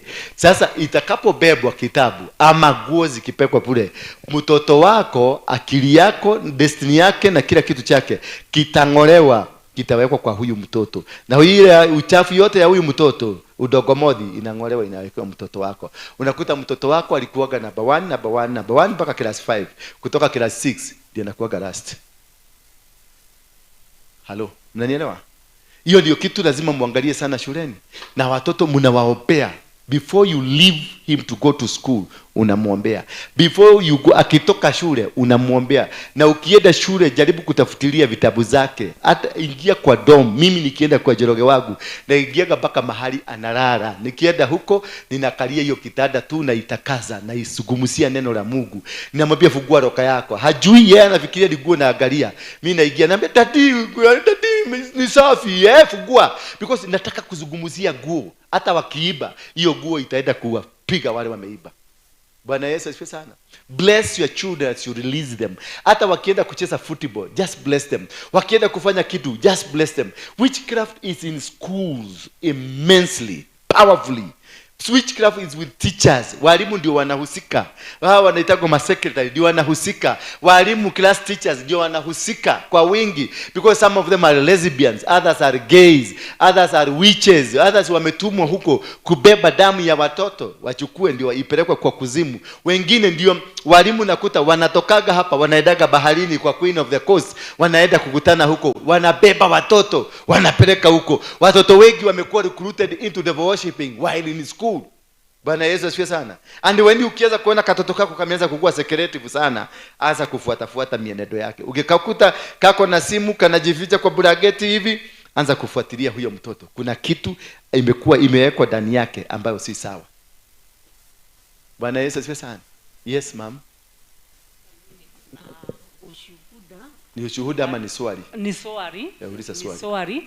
Kwa sababu mimi naweza kusema nimepitia kwa mega, hata naweza peana sijui. Tupatie tu moja. Moja ni kuna wakati sasa nilisoea kwenda kwa Harrison Ng'ang'a. Tunafundishwa how to lay sorters na vile kuagusha. Sasa mimi wakati nilitaja tutaenda nyumbani kuagusha hiyo madhabahu, that night nilikuwa nasikia nikiwa kwa doto watu wanacheka huko kitchen sitting room, wanacheka kabisa, wana scream, wanakuchekelea wanacheka. Alafu akasema tu kwa doto, wacha niende kwa kitchen niangalie ni watu hao, ni watu gani wako hapo. Na vile tu niliamuka nikawa na uoga kabisa, hata kwenda nikasikia ni kama sitaki kwenda na sitaki kumwambia bwana yangu.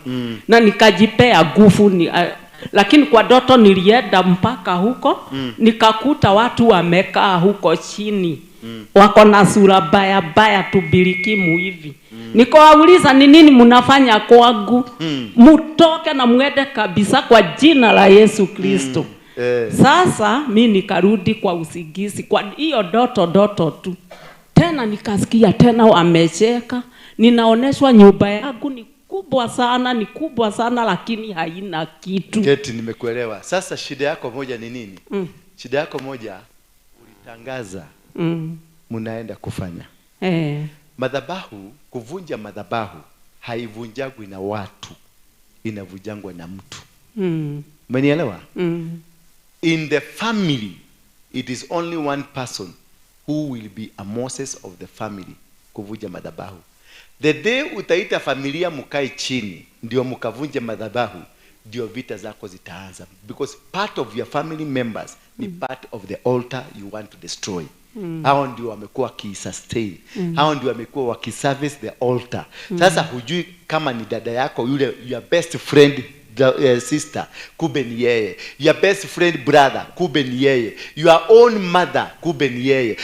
Your own father. So if God has spoken to you to be the Moses of the family, to go and liberate, you don't go. That is why Moses hakuwekwa alelewe na familia yao, maana hangeweza kuwatoa kwenye utumwa. Aliwekwa in isolation, akaenda kukaa kwa maadui. Ndio no one was able to kujua ya kwamba Moses will one day remove the children of Israel from Egypt to Canaan, because he was meant to do that. Therefore, Moses was kept in isolation to become a liberator. Whoever that is chosen in your family, it's one person, not two people. Never involve your family when you are going to break the altar. Kuvuja madhabahu ya familia, madhabahu aina yote ya kifamilia. Never involve your family. Wewe Mungu atakupatia dhabihu na atakupatia uwezo na atakupatia mchungaji ambaye mtaenda naye. Mtaenda kama ni kutembea tu, naweza kuambia tunaenda kwenu, nitaenda tupite tu, tu cross shamba yenu tu hivi. Uende usawaambie mama yako, nitakwambia abia mama yako mimi ni boyfriend yako. Tuende tu tupite, tukate mshaba, ukaga kuonia mwoda, tuende baka chini, tufanye madhabahu yetu na turudi, hiyo madhabahu imemboboka. Lakini sasa ukishika sister yako huyu, brother yako huyu, mkae chini, mchage pesa, that's the end of you. You won't make it. Haya, sasa kuna hiyo ndio makosa ulifanya. Kwa sababu na kutoka siku hiyo maisha yako imeenda upside down. Of course imekuwa na hata nikaona jana wangu first born alipomaliza form 4 akawa ni mtu wa bagi nini. Sasa kosi ya kijana yako kusafa ni wewe, si ile madhabahu, ni wewe. Maana ulitishia ile madhabahu. Mnajua naweza kuwapiga. Sasa na wao wakasema wacha tuone, kabla uinue miguu wakakupiga swipe chini. Hata kama tulienda na pasta mmoja kwa hiyo haijalishi ulihusisha. Hata ukienda na nganga nganga si ni baba yetu, hata ukienda na yeye bado mtakogwa. Igine nikaota my son, my firstborn akiwa form 2. Nilikuwa kwa kitabu, nilisoea wakati niko free naomba, alafu narami najuaga Mungu akiniongelesha nikiwa ananiongelesha nikiwa nimelala. Kwa hivyo nilipolala nikaona muhidi ameingilia kwa mlango na ameenda bedroom ya my son huyo firstborn. Alafu nikaona kuna kikigibili kama sa stima na wako shule na anasuguka wakiwa naked, wakiwa kama watoto 10. Kila kikigi watoto kama 10. Kila kikigi watoto kama 10. Sasa nilipoamuka nikajua kuna shida kwa shule yao. Na nikaombea huyo mtoto, nikaomba. Na wakati alitoka shule nikamwambia wewe ujihadhari sana, kwa sababu niliona hivi na hivi. Usiwe umeingia kwa mambo mabaya. Keti chini sasa. Sasa ukionyeshwa hiyo, muhidi anasomea shule gani? Alikuwa anasomea Kirogo Boys. Kirogo Boys. Si Kirogo Boys the actual thing. Lakini kuna company mtoto wako ako nayo. Na hiyo company mtoto wako ako nayo ndio imemrecruit kwa devil worshiping. Already he is recruited. Kama ulimuona ako uchi, already ni recruited knowingly or unknowingly. Kuna vitu amepatiwa. Anaweza kuwa alipatiwa ring kama hii, anaweza kupatiwa alipatiwa ka chain, ama labda walimkata wakachukua damu yake jokingly. Lakini what they wanted it is to carry what? That blood, so that they can connect. So the boy is connected to undersea powers. So kuna wakati ukimuuliza, wakati akikuja mkae chini umuulize ndoto zake, utasikia ndoto zake wakati anayonanga akipaa. Mwingine kama sometimes anajiona akianguka in a cliff ama akiingia ndani ya maji, because he is already part of them, but maybe hajui or anajua. Bwana asifiwe sana.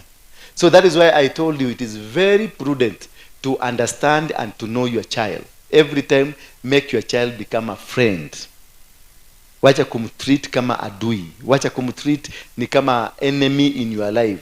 always walk with your child so that you'll be able to know his behaviors always. Because when your child is a friend to you, you'll be able to understand akichange, akianza kuficha kitu. Kama Isan Njoroge, kuna siku kalianza kuficha simu. Nilikuwa nimekanunulia tablet ni ya kusoma, lakini nikaona tablet ameanza kuweka password, kila kitu ameweka password. Nikamuuliza why is your password with a tablet with your password? Na haikuangi nayo because tunatumianga kama mimi natumianga na yeye anatumianga. Akaniambia ni friend yangu alinifundisha kuweka password. Nikamuuliza ndio akufundishe muweke password, what was the motive? Alikuwa anakuambia mufichange nini? Akaniambia hapana, daddy, you are taking this too far. Nikajua automatically the statement, you are taking this too far, it leads you to something, because he is trying to blackmail you, to stop you. Sasa ile kitu nilifanya kwa sababu kwako kuna CCTV, nikaanza kumonitor mtoto. Nikaona ameniwacha sitting room, akaenda polepole kwa bedroom, akaingia kwa bulageti. Alipoingia kwa bulageti, na mimi nikanyemelea polepole, nilimkuta kwa bulageti akiwatch porno. Umeona? Nikamuenda, nikaenda, nikamfunua hivi. Nikamuuliza, how did you know this? Akaniambia, it just popped. Hati ilifanya nini? Ili pop. So what made you to go to the bedroom? Niliona ni kama utanikutilia. Nikamuuliza, so you knew it is bad? Yes, it is bad. And why are you still watching it if it is bad? No, this one. Nikamuuliza, when did it start? Akaniambia, this have been with it for 1 year. Where? How did it start? Ni kijana mwingine rafiki yangu alinifundisha. Wapi? Shule. Then they were in Green Garden. Green Garden, you go with the tablet, you go with the laptops. So those are the things you find their children to know. They have been recruited by their parents, they have been recruited by the teacher. Nikamfuatilia vizuri, nikapata ni mwalimu alikuwa anafanya hii maneno. Ni mwalimu alikuwa anawafundisha, na si yeye peke yake, ni wengi. Bwana Yesu asifiwe sana. So from then I started fighting to retrieve this boy. Si kumchukia, nilianza kumretrieve kutoka kule kwa sababu nilijua kashabebwa automatically. Ati ina pop. Ati na mimi simu yako niko nayo forever, haijai pop. Labda ile tunatumiago ya kukuharibia Facebook, lakini haijai pop. Lakini yake ina pop na inamwambia tothie toro, tothiolele. Na kalikuwa kana enjoy. Na kalikuwa kameweka nini? Kalikuwa kameweka ya mama na baba. Sasa kakiangalia, unasikia kanafurahia. Unaona nikamtoto, lakini unasikia kanafurahia jinsi wewe unafurahiaga. Meaning huyu mtu udadi yake ni mtu mkubwa mwenye anafanya hii maneno. Mnanielewa? Lakini so that is why very important. Don't be so busy. Hata mke wako kiona kuna kitu anaanza kufanya. Mimi if I knew the wife I had, the latest wife ambaye nilikuwa na yeye kabla niache, kama ningejua these things venye zimeanza kudevelop na venye ameanza kufanya, because kwa account moja yake nilikuwa nimemwekea 100 million. Sasa akaanza kutoa tu pesa akitumia mama yake. Namuuliza, umetoa mbona ni 98? Nikasema ati ndiratume ile mami wito becha shigana milioni 2 za kufanya nini? Ati anunue shamba. Did you tell me? See, it is my money. Why didn't you tell me? Had I seen that, because I just took it casually because of love, because I loved this girl. Tulikuwa tunaenda maugidi, tunadance kama tutoto tusichana tubi. Kumbe nilikuwa nalelea, nilikuwa ni nyoka ambao kalikuwa kanyoka kadogo. Nikaendelea kukapatia chakula pole. Eventually, I lost all the millions I had. Nilipoteza kila kitu. Why? Because I never sikuvunja kale kamuti kalipoanza kukua, sikukavunja, and I didn't have the knowledge about that one. I thought we are love. Kumbe hii love mingi.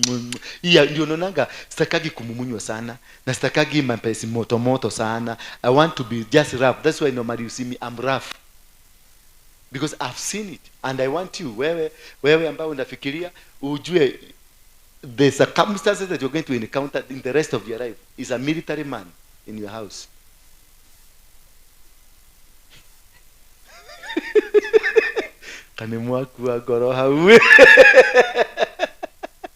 So there is no love. Why? There's no love.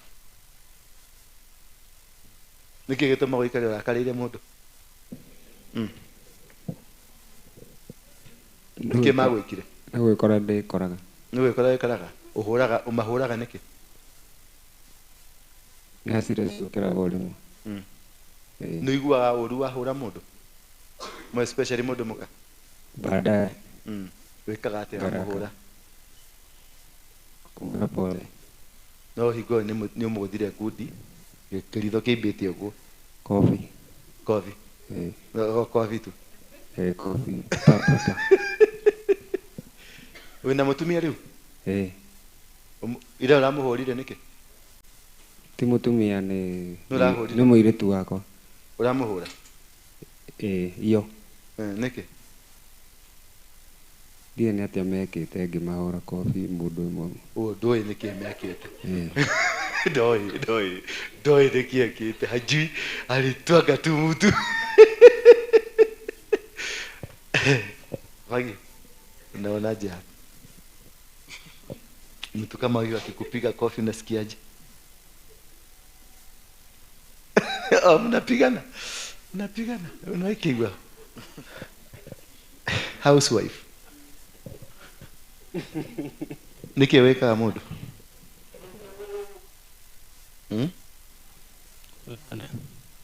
Unafanyanga nini? Wewe ni mwimbi?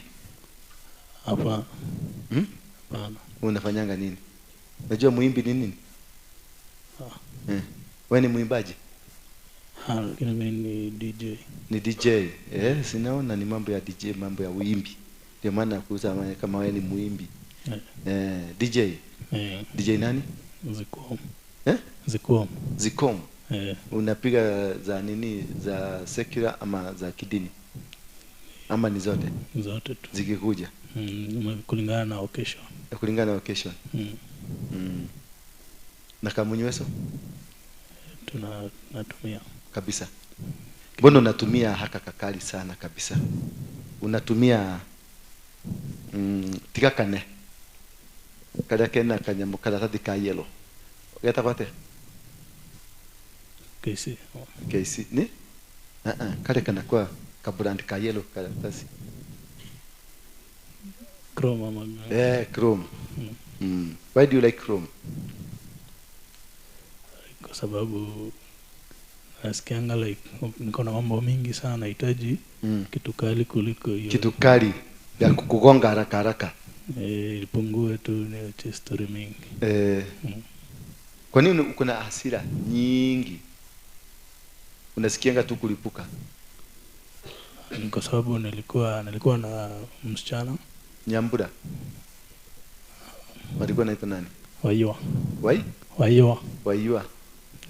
Tumekaa na yeye. And okay, make sacrifice mingi kujituma. Abu yake alafu tukapata mtu alafu eventually akaenda. So umejituma. Hapo kisichana kimepata sasa wakati kimeenda.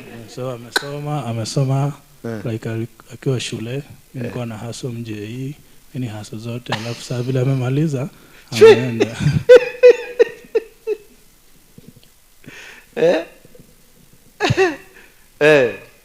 Sasa unataka uko na girlfriend saa hii? Unataka kuona naye? Mbona uko na doubt? Kwa sababu ya ile mambo yenye nilipitia bado hujamwamini. Naona ni kama anakuchezea. Unajua kuna mtu anaweza kuja kwa sababu ndio mmepatana. Lakini kwa sababu ile ulipitia like 5 years mko na mtu, amemaliza shule, amefanya kila kitu, ameenda, so unaona tena nianze huyo, tena tufike tena aende. Mimi niko na watoto 21. Watatu tu ndio mke mmoja. Ndio mke mmoja. Muhimu sana ni ujiamini. Kuna makosa dunia hii tunafanya na utafanya. Nobody hapa duniani ataishi bila makosa. What you need to understand, build your own foundation. When I discovered what I'm doing was wrong, I started building my own foundation. Nikawachana na wanawake wote. Sasa ndio nilianza kufikiria mambo ya wanawake. Lakini nilibuild foundation yangu. Watoto wangu wote, hakuna mtoto alisoma shule less than school fees ya 200,000. All the 21. Na wote wameajiriwa, wako military Kenya, nini America, wengine wako Japan, Britain, Belgium, France na hapa Kenya. Yeah. And they are proud of their father, and I'm proud of my children. Unfortunately, I am single.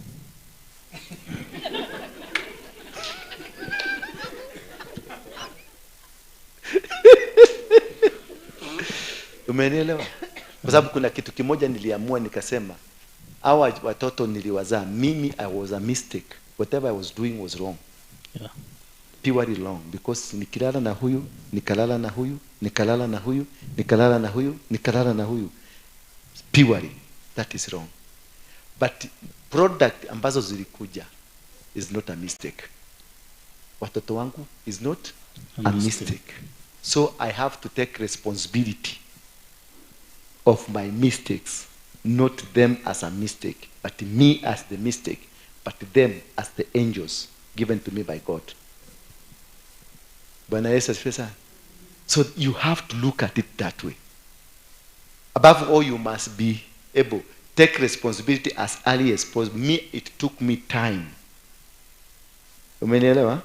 It took a lot of time because I lost a lot of money, I lost a lot of time, I lost everything. Ndio nilianza tena kurealize. So I wasted a lot of time to realigning myself to a reality. But when I got into my reality, I picked first to pick watoto niwalee. Ndio sasa nirudi nyuma, nitafuta mtu keheheji kia koro yako. So bado natafuta mtu mwenye anaweza kuheheja. Hii ni ngumu, yangu ni ngumu. Ini ya military. Natafuta mtu wa kuheheja. Sasa ndio nakutaga watu wengi wamejaribu kuheheja, wameshindwa.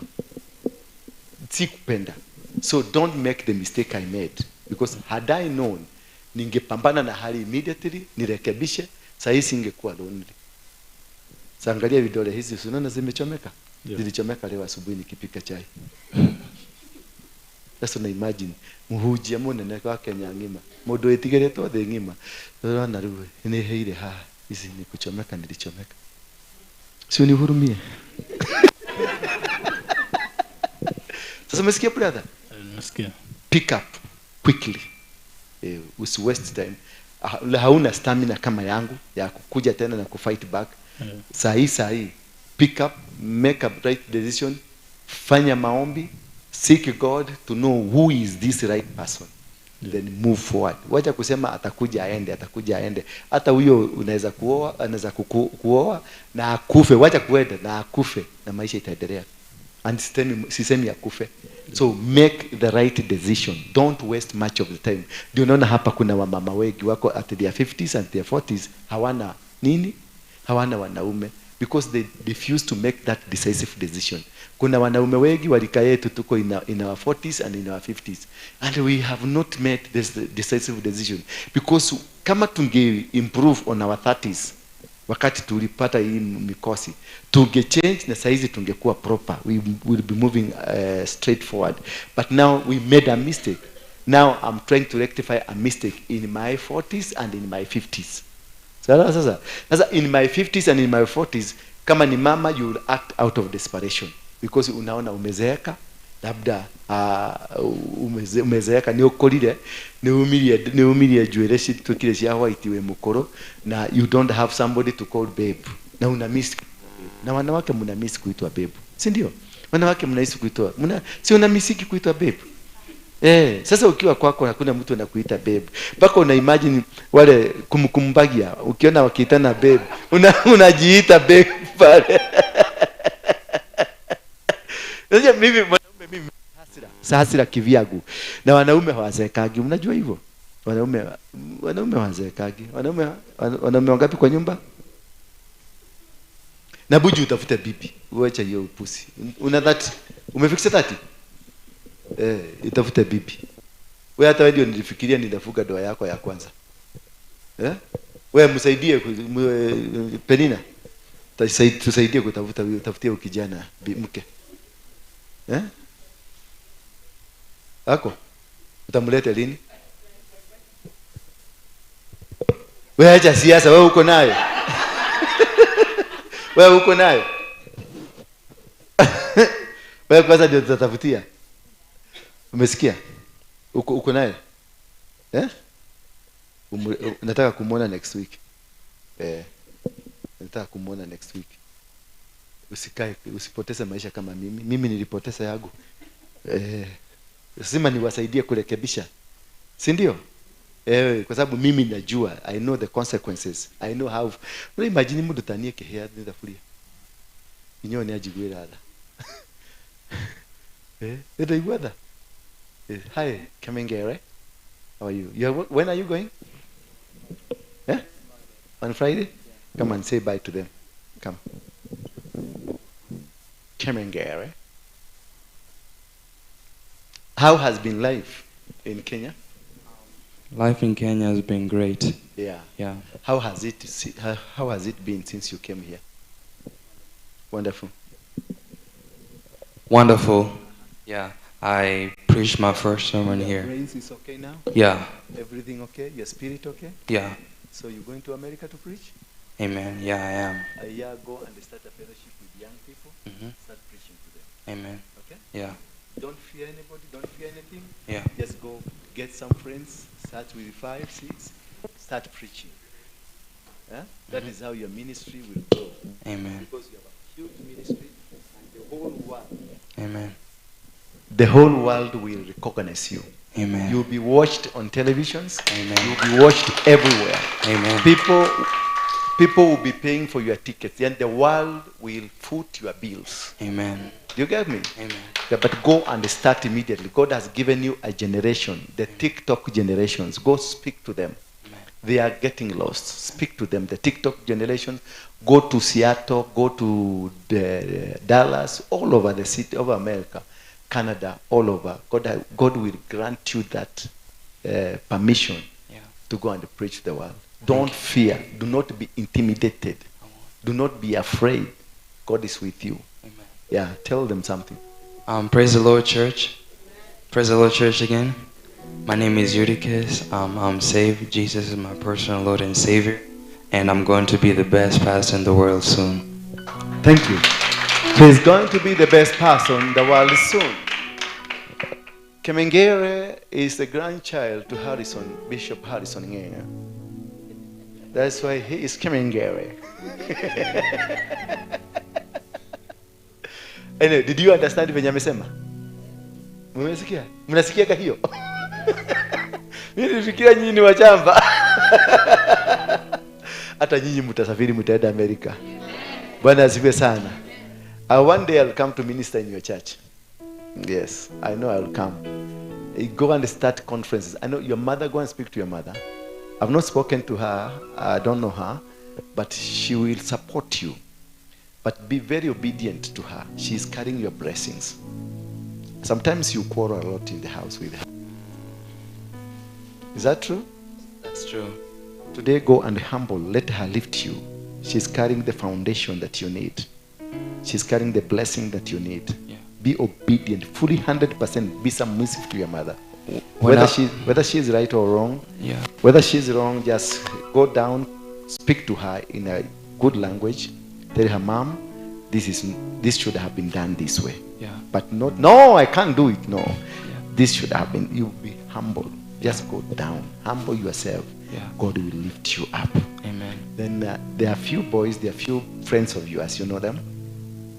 Your friends. Yeah. Start speaking the word of God to them. They will change. Oh. And that was going to become the supportive staff that will help you. Amen. Somewhere, maybe in a church, or there will be a conference. You'll go and you'll be given some 20-30 minutes to speak. Yeah. And that will be a turnaround of your life. Amen. Thank you. So, all of us, we have a future. All of us, we have a blessing that God has given us. Are we happy today? Have you understand about it? Have you understood something good, something new? Yes. Now you know how to deal with spiritual warfare. Thank you. Simama sasa, mulete mshahara. Wekelea mshahara hapa.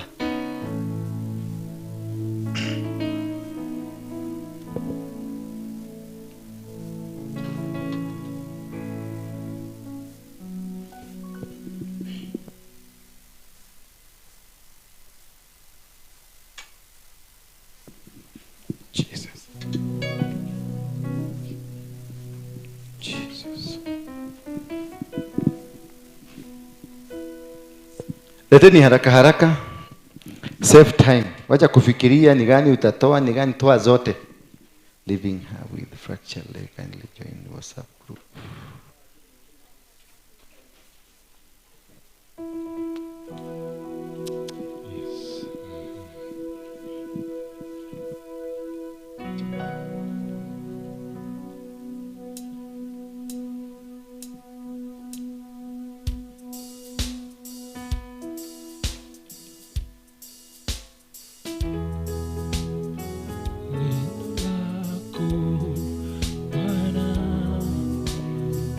Simama kwa neno lako Bwana, nakubaliana na neno lako Baba, nitasimama kwa neno lako Bwana, nakubaliana na neno lako.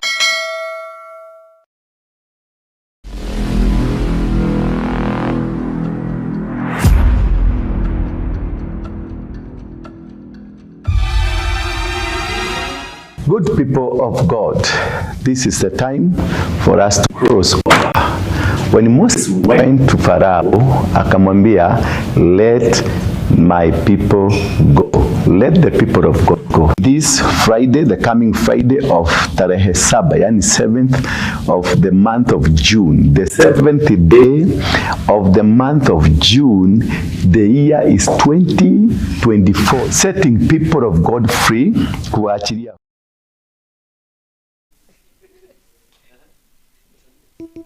Guten Tag.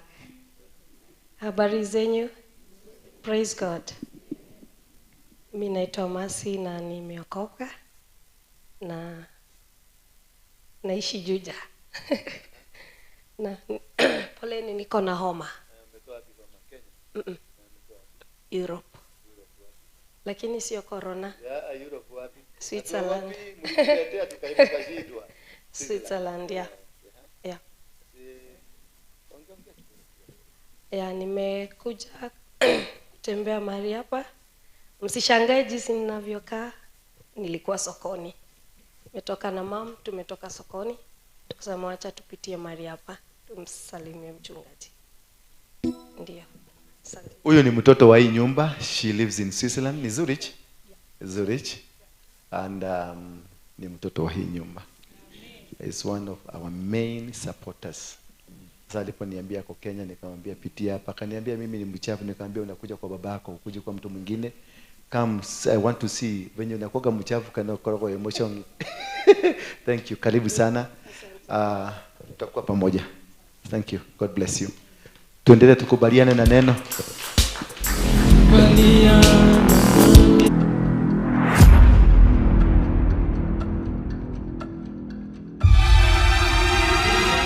Good people of God, this is the time for us to cross over.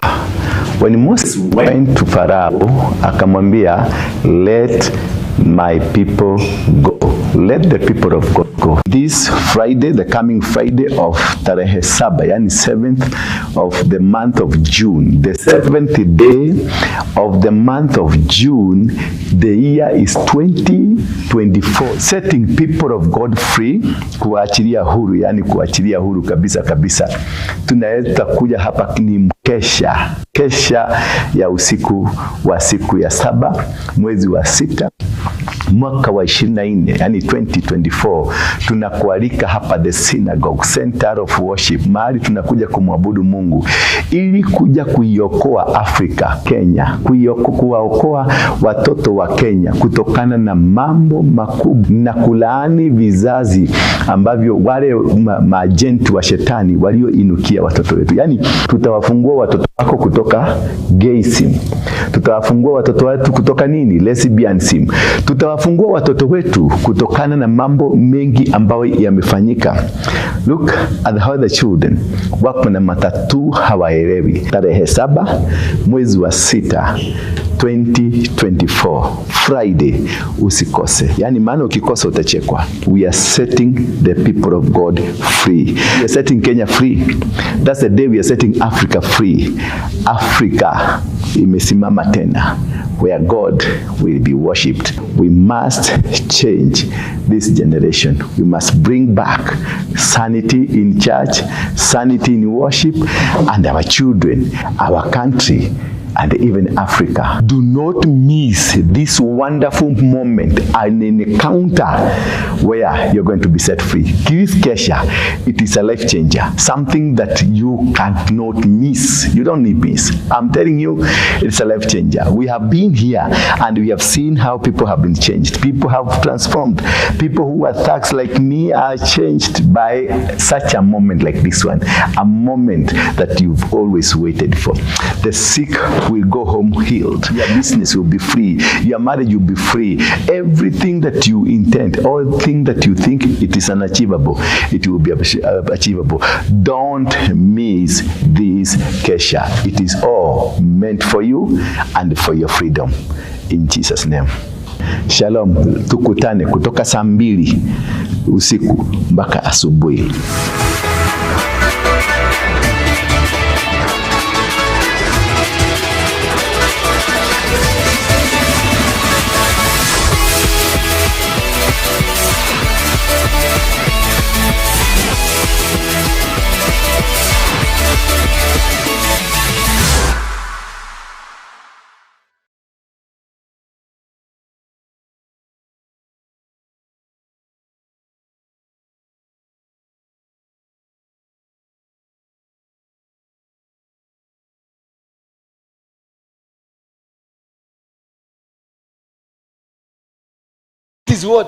That is what has happened now.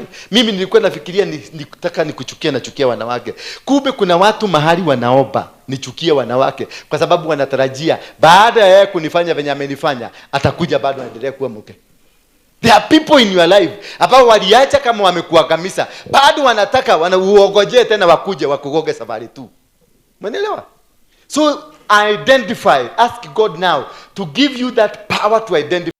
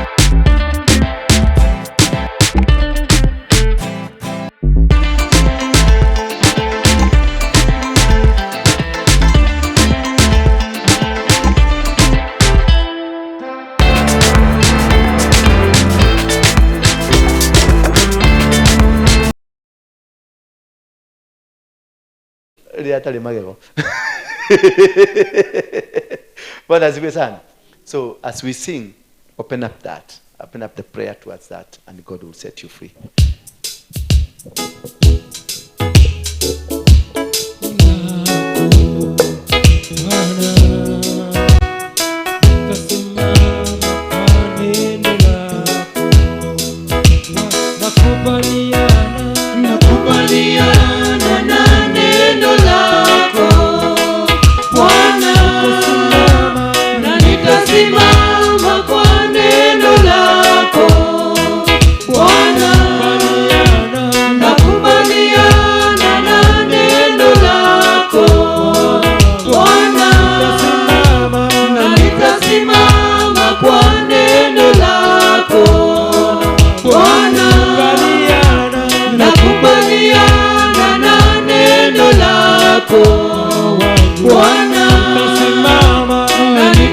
Simama kwa neno lako Bwana, nakubaliana na neno lako Bwana, na nitasimama kwa neno lako Bwana, nakubaliana na neno lako Bwana, na nitasimama kwa neno lako Bwana,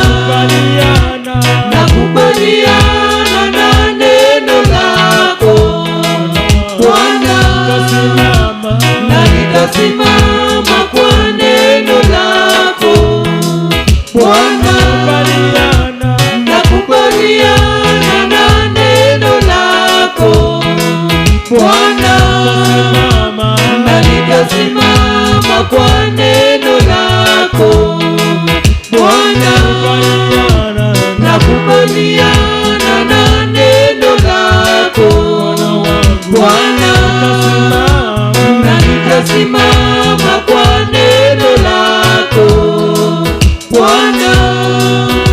I am an overcomer because you overcame. My victory is guaranteed.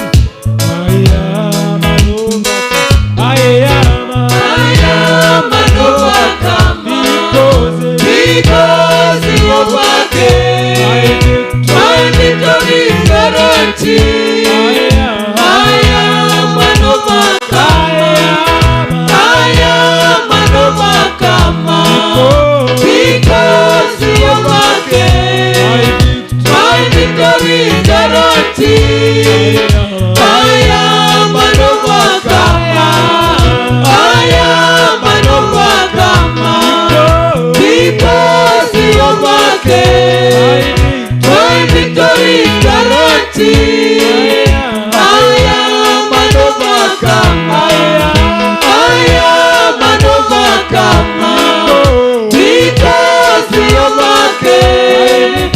My victory is guaranteed. I am an overcomer. I am an overcomer because we overcame. My victory is guaranteed. I am an overcomer. I am an overcomer because you overcame. My victory is guaranteed. I am an overcomer. I am an overcomer because you overcame. My victory is guaranteed. I am an overcomer. I am an overcomer because you overcame. My victory is guaranteed. I am an overcomer.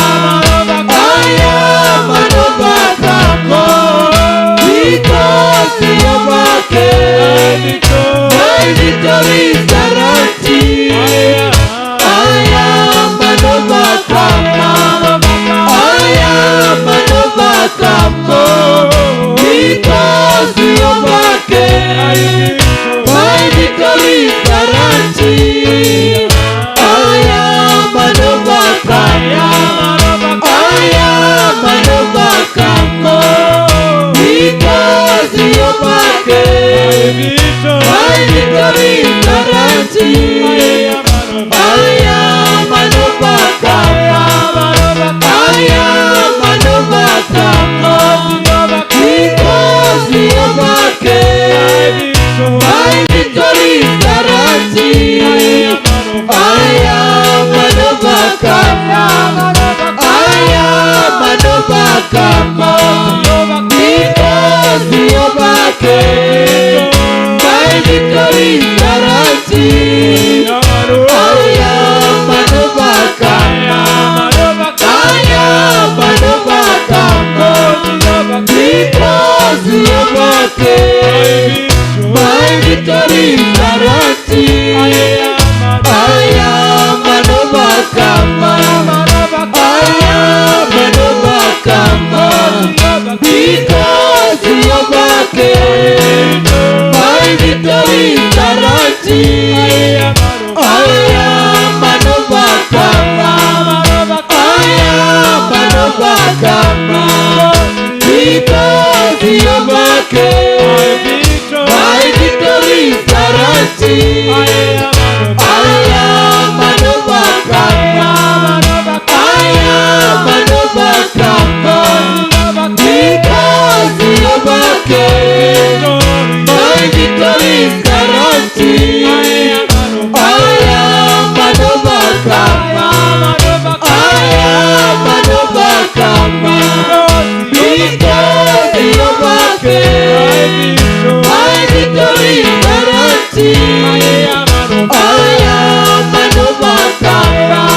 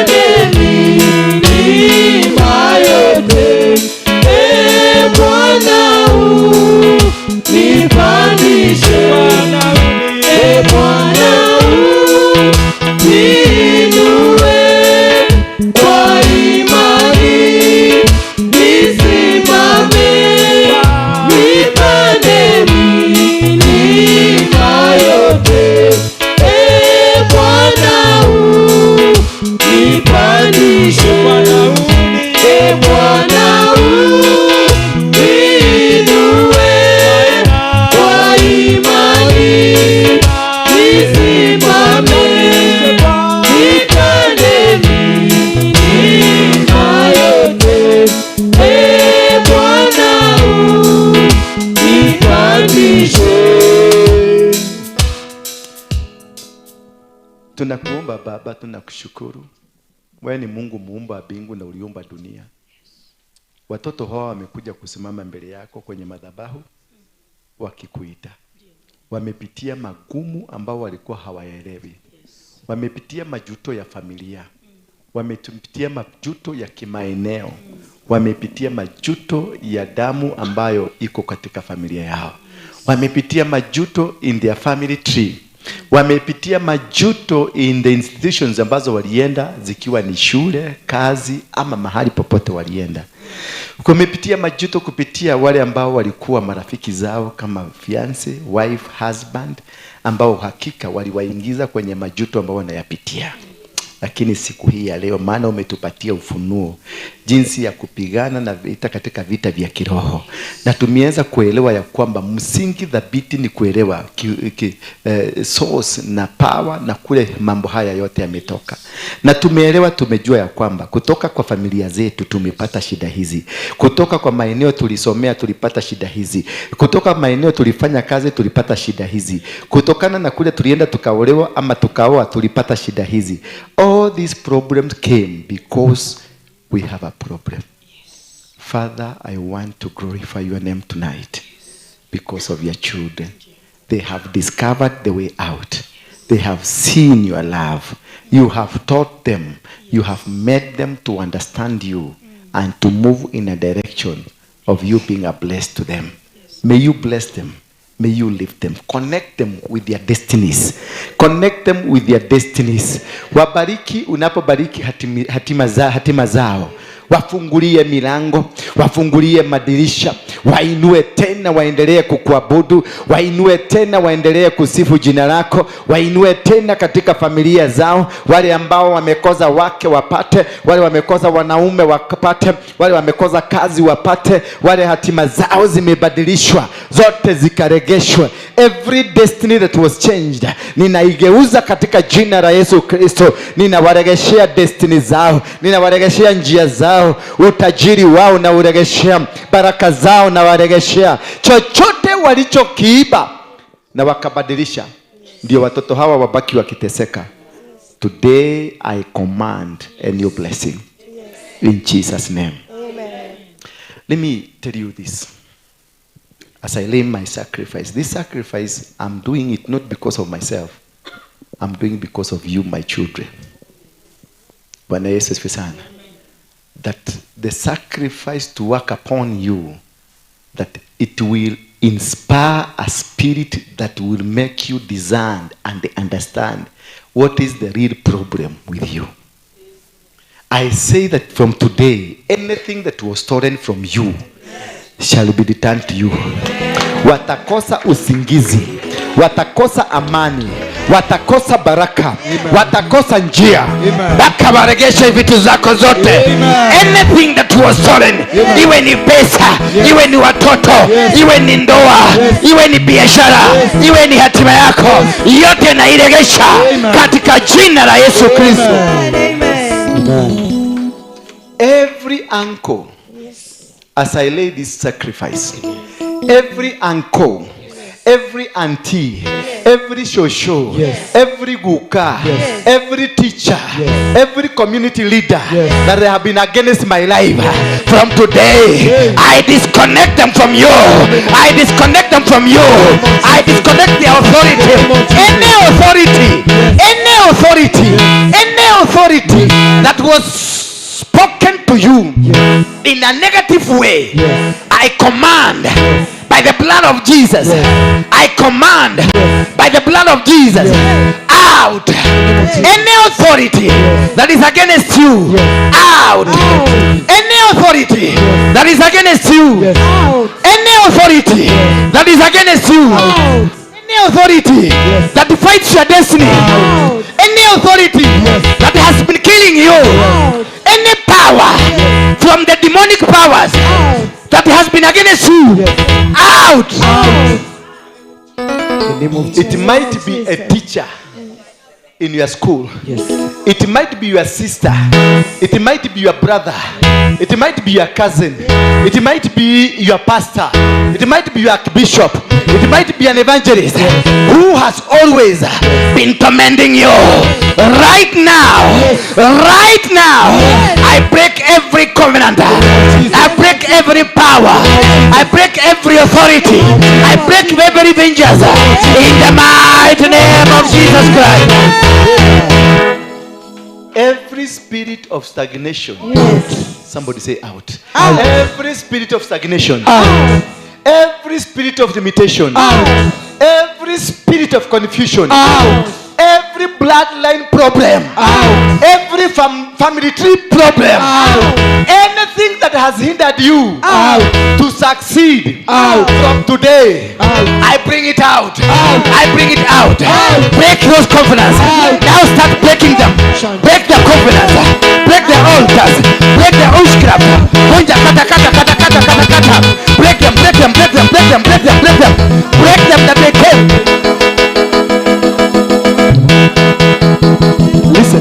Listen here. There are these people who came to you as girlfriends, who came to you as boyfriends. Yes. But they had a hidden agenda. They came and they claimed that you and them, you have the same foundation. From today, I cancel every foundation. Yes.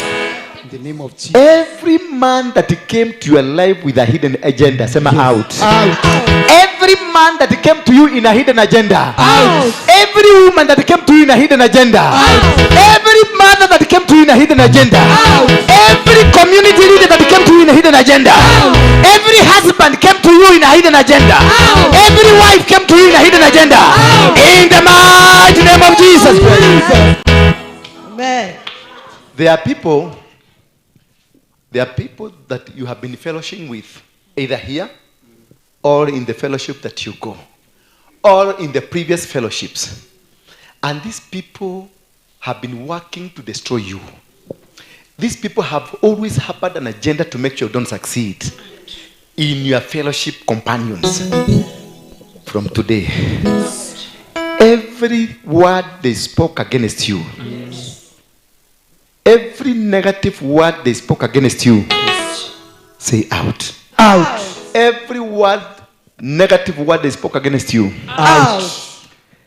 Every prayer they have been doing against you, out. Every sacrifice they laid against you, out. Every covenant they made against you, out. Every agenda they raised against you, out. Every mountain they raised against you, out. Every boundary they created against you, out. Every valley they created against you, out. In the mighty name of Jesus Christ, I break it up. I break every covenant. Now start breaking those covenants. Break their covenant. Break their covenant. Break their covenant. Break their covenant. Break their authorities. Break their authorities. They have been praying against you. They have been worshiping against you. They have been giving sacrifices against you. They have been telling you bad things. Tushikane mikono. Hold your neighbor a hand. After raising children, maybe your own children, maybe at work, because you have been given a responsibility, may it be a fellowship like this one, and then you have the children whom you've raised, you've fought for, or are people in your factory, in wherever you have a responsibility, the people you groomed to become good people. You supported them. You worked so hard them. You gave them something from your hand, from your sweat, so that they can have a comfort, but they have turned against you. From today, as we are holding our hands, yes. I build a wall of fire. Yes. A hedge of fire around you. Yes. That from today, yes. As wherever they are, yes. They will be consumed by this fire. Yes. As I raise this altar, yes. As I raise this sacrifice, yes. Whosoever that will raise a finger against this altar, yes. Against my life, yes. Against one of these children, yes. Against of any of thing that we are doing here, yes. May the fire that comes from the God who thunders. Thunder them, destroy them, bring them down, confuse them, destroy every network they have. Awagonganishe, awapiganishe, wakose amani, wakose kukaa pamoja. Instead, they scatter like those children of the Moabites, the Amorites, who were planning to go and attack Jehoshaphat and the children of Israel. Such that they were left confused. They killed each other. The only thing was remaining. The Jehoshaphat and his team went to collect the plunder. And they found everybody has killed each other. And from today, any single person, any single enemy against your life, against your business, against your ministry, against this ministry, from today, let them be consumed by their own peers, by their own personalities, by their own responsibilities, that they will never rise up again. They will be destroyed. They will be dismantled. They will be brought down in the mighty name of Jesus Christ. Amen. Every spirit that was speaking against your life, from today, it is no more. In Jesus' name. Every spirit that was speaking against your life, from today, it is no more. All the spirit ya waganga na wachawi that has been against you, it is no more. In the mighty name of Jesus Christ. Demonic powers, demonic forces will not speak to you. Demonic powers, demonic forces will not speak to you. Demonic forces will not speak to you. Every force of darkness, spiritual witchcraft will not have power over you. Your children have been set free. Your children have been set free. In the name of Jesus. Your family has been set free. Your family has been set free. Your work has been set free. Your money has been set free. Every demonic force against from the Freemason and the agent have set you free. In the name of Jesus. I set you free. I set you free. I set you free. In the mighty name of Jesus Christ. I set you free. I set you free. I set you free. I set you free. I release you. I set you free. I set you free.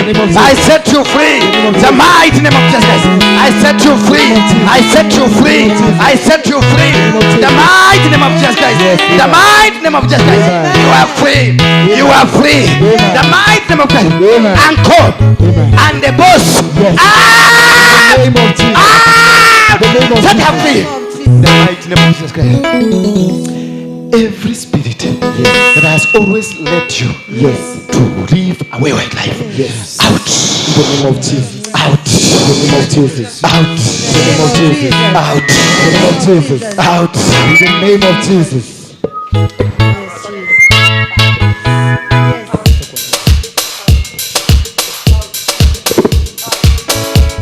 More than a conqueror through God. I know I am more than a conqueror through God. Oh, I am more than a conqueror through Christ. I know I am more than a conqueror through Christ. I know I am more than a conqueror through Christ. I know I am more than a conqueror through Christ. I know I am more than a conqueror through Christ. I know I am more. I want to tell you. Can you breathe in? In, out. In, out. In, out. You're free. Completely free. I want, from today, you'll be able to understand anything that has been hindering you.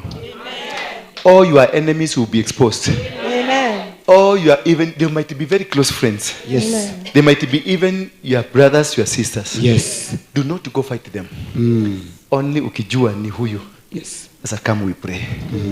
Don't fight them. Yes. God will give to you to understand. Huyo no okoleaga. But he is your closest friend. Yes. He is your closest brother. Yes. He is, could even your own mother. He is, could even your own father. Don't go fight them. Yes. Don't hate them. Just God will reveal to you. Once you are revealed, it revealed to you, then you come, you raise a sacrifice. Amen. You cut them off. Amen. Hallelujah. Amen. Now I want you to take this envelope with you. I want you to pick this if you will, if you think it's necessary, and go put there a sacrifice, a thanksgiving sacrifice, because by Sunday you will have a testimony. Amen. By Sunday you have what? Testimony. A testimony. And whoever made here in this church or outside the church, in the community, in your family, a husband, a wife. See, I told you, my one of former wives, wives had raised an intercessory team led by a person called Wajiro. I've not yet seen Wajiro, but God showed me Wajiro. They were praying and they fasted and they gave sacrifices. They raised a lot of money to make sure I don't marry. Amen. And this one, it happened to me when I prayed and asked God, why women are fighting for me? Because that is not a good picture. When women hear, this one is fighting for me, that one is fighting for me, this one is fighting for me, this one is fighting for me, this one for... And in church you find even people who are supposed to be leaders of the church, they are still fighting for me. That one does not augur well in the growth of the church. Do you understand? Yes. Kumbe, there is somebody somewhere who has organized, mobilized a team to make sure this does not work. But as I live, I declare and decree. Yes. Any authority that was in your life. Yes. Any arrangement that was put to make sure you don't succeed. Yes. Any power that was raised by somebody somewhere. Yes. It is broken in the mighty name of Jesus Christ. Open your lips and thank God. Open your lips and ambia Mungu asante for setting me free. From today myself I'm free. Me myself, me as Apostle Waroike. Yes. I'm not bound to any woman. I'm not bound to anybody. I am not bound to any authority. I'm not bound to anything. And my ministry will flourish. My family will flourish. Yes. My businesses will flourish. Everything that I will touch with my hand. Can somebody confess? Now confess. Confess to your life. Confess to your life. Tell yourself, this will happen to me. Then my ministry will happen to me. My family will come. Everything. Open your lips. Fungua kinywa chako tu. Ambia Mungu. Just prophesy to yourself. Don't tell God, prophesy yourself. Prophesy. I will be a great man. I will preach to the world. I will invest in this world. I will do. Just prophesy. Prophesy. Prophesy. Nena neno la unabii. Jinene unabii. Jinene unabii sasa. Jinene unabii. Prophesy to your family. Prophesy to your marriage. Prophesy to whatever that is happening around.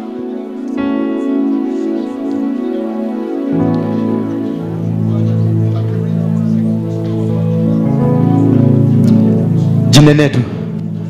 Jinene tu.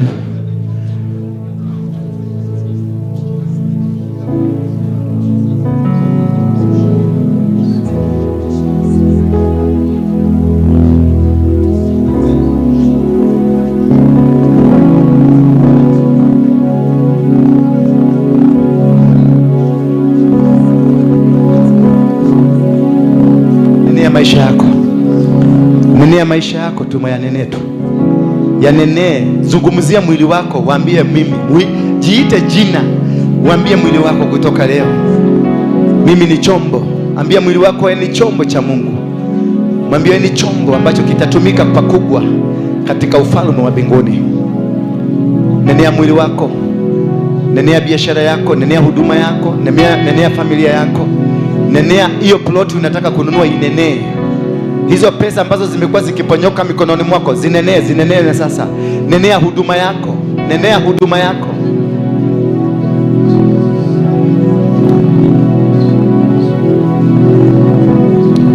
In Jesus name we pray. Somebody say amen.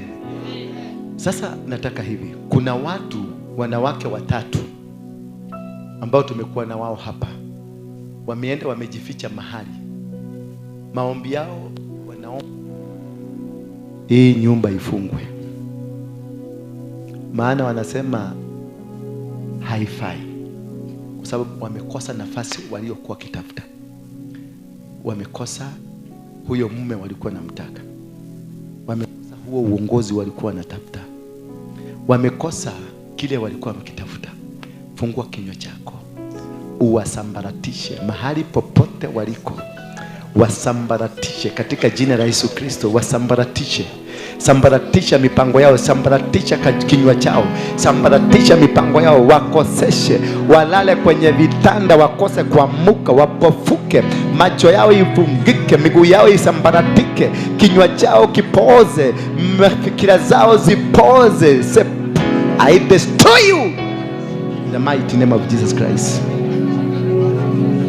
Forever to the 5th generation you remain under a curse. In Jesus name we pray. Somebody say amen. Pick this envelope, you will feel you have a sacrifice for this house to bring on Sunday. It is for the sake of this house, for the sake of this altar, for the sake of this sanctuary, for the sake of the people working with us, the pastors working with me, the medial people, the cleaners, the ushers. It is a sacrifice we are giving for them, that no weapon fashioned against them will prosper.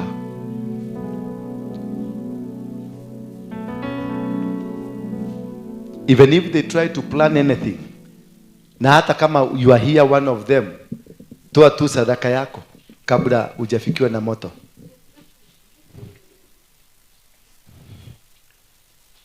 Thank you. Thank you. Just pick it. I said you pick it from the altar. Why? Because this is the battle of the altar. We are invoking this altar to raise a wage against them that are fighting you. From today, whatever has been elusive in your life, this altar will fight for you. From today, whatever and anybody that has been against you, this altar will be against them. Amen. We have now released the altar to do the job that we were doing. Now you don't fight. You let the altar do it. Amen. That is why I want you to pick it from the altar, to connect in the altar. Amen. Lift up that hand, inua tu juu. Baba, katika jina la Yesu Kristo, tumeinua hii bahasha kama silaha ya kupigana na wao wanaopigana na sisi, ya kupigana na wao waliopigana na huduma zetu, ya kupigana na wao waliotuinukia, ya kupigana na maadui wa biashara zetu, maadui wa kazi zetu, maadui wa familia zetu, maadui ya maisha yangu. Nimeinua hii ni kama silaha ile ambayo Joshua aliinua wakati alizunguka Jericho mara 7. Kisha ukuta wa Jericho ukabomoka. Kutoka sasa ukuta wa mahasibu walioinuka kinyume na maisha yangu, kinyume na huduma hii, kinyume na watoto wa nyumba hii, kinyume na kazi zote na biashara zao zote, ukuta huo na ukabomoke katika jina la Yesu Kristo. Ukuta huo na ukabomoke katika jina la Yesu Kristo. Ukuta huo ukabomoke katika jina la Yesu Kristo. Ukuta huo ubomoke katika jina la Yesu Kristo. Ukuta huo ubomoke katika jina la Yesu Kristo. Ukuta huo ubomoke katika jina la Yesu Kristo. Ukuta huo ubomoke katika jina la Yesu Kristo. Amen. And now may the grace of our Lord Jesus Christ and the love of God and the fellowship of the Holy Spirit be with us now and forevermore. Amen. If you came here and you are sick, go and test yourself. Go and test. It has gone. Amen. Any enemy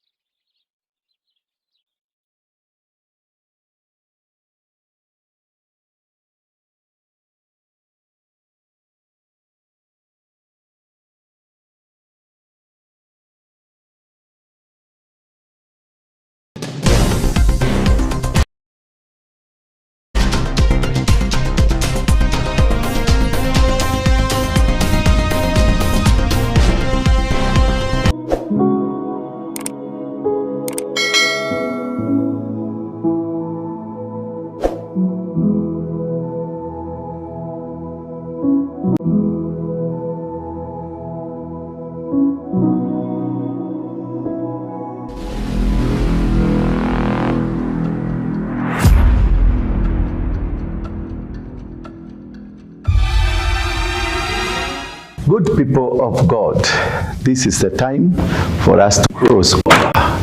When Moses went to Pharaoh, akamwambia, let my people go. Let the people of God go. This Friday, the coming Friday of Tarehe Saba, yani 7th of the month of June, the 7th day of the month of June, the year is 2024. Setting people of God free, kuachilia huru, yani kuachilia huru kabisa kabisa.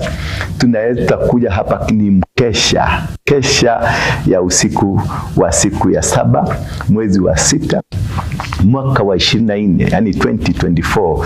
Tunakualika hapa the synagogue, center of worship, mahali tunakuja kumwabudu Mungu ili kuja kuiokoa Afrika, Kenya, kuwaokoa watoto wa Kenya kutokana na mambo makubwa na kulaani vizazi ambavyo wale maajenti wa shetani walioinukia watoto wetu. Yani tutawafungua watoto wako kutoka gayism, tutawafungua watoto wetu kutoka nini, lesbianism, tutawafungua watoto wetu kutokana na mambo mengi ambayo yamefanyika.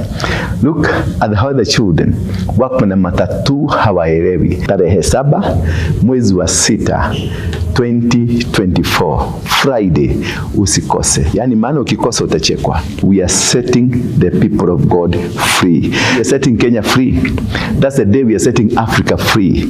Africa imesimama tena, where God will be worshipped. We must change this generation. We must bring back sanity in church, sanity in worship, and our children, our country, and even Africa. Do not miss this wonderful moment and an encounter where you're going to be set free. This Kesha, it is a life changer. Something that you cannot miss. You don't need miss. I'm telling you, it's a life changer. We have been here and we have seen how people have been changed. People have transformed.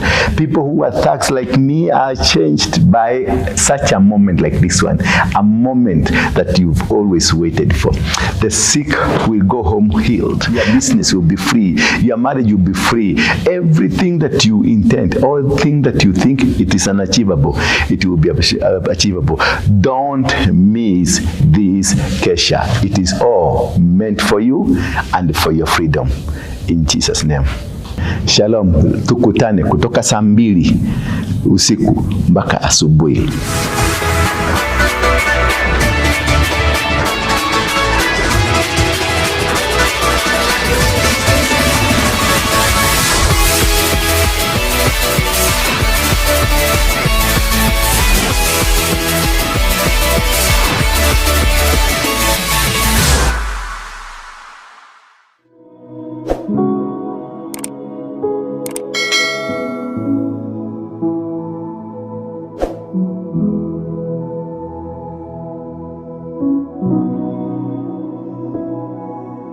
Thank you.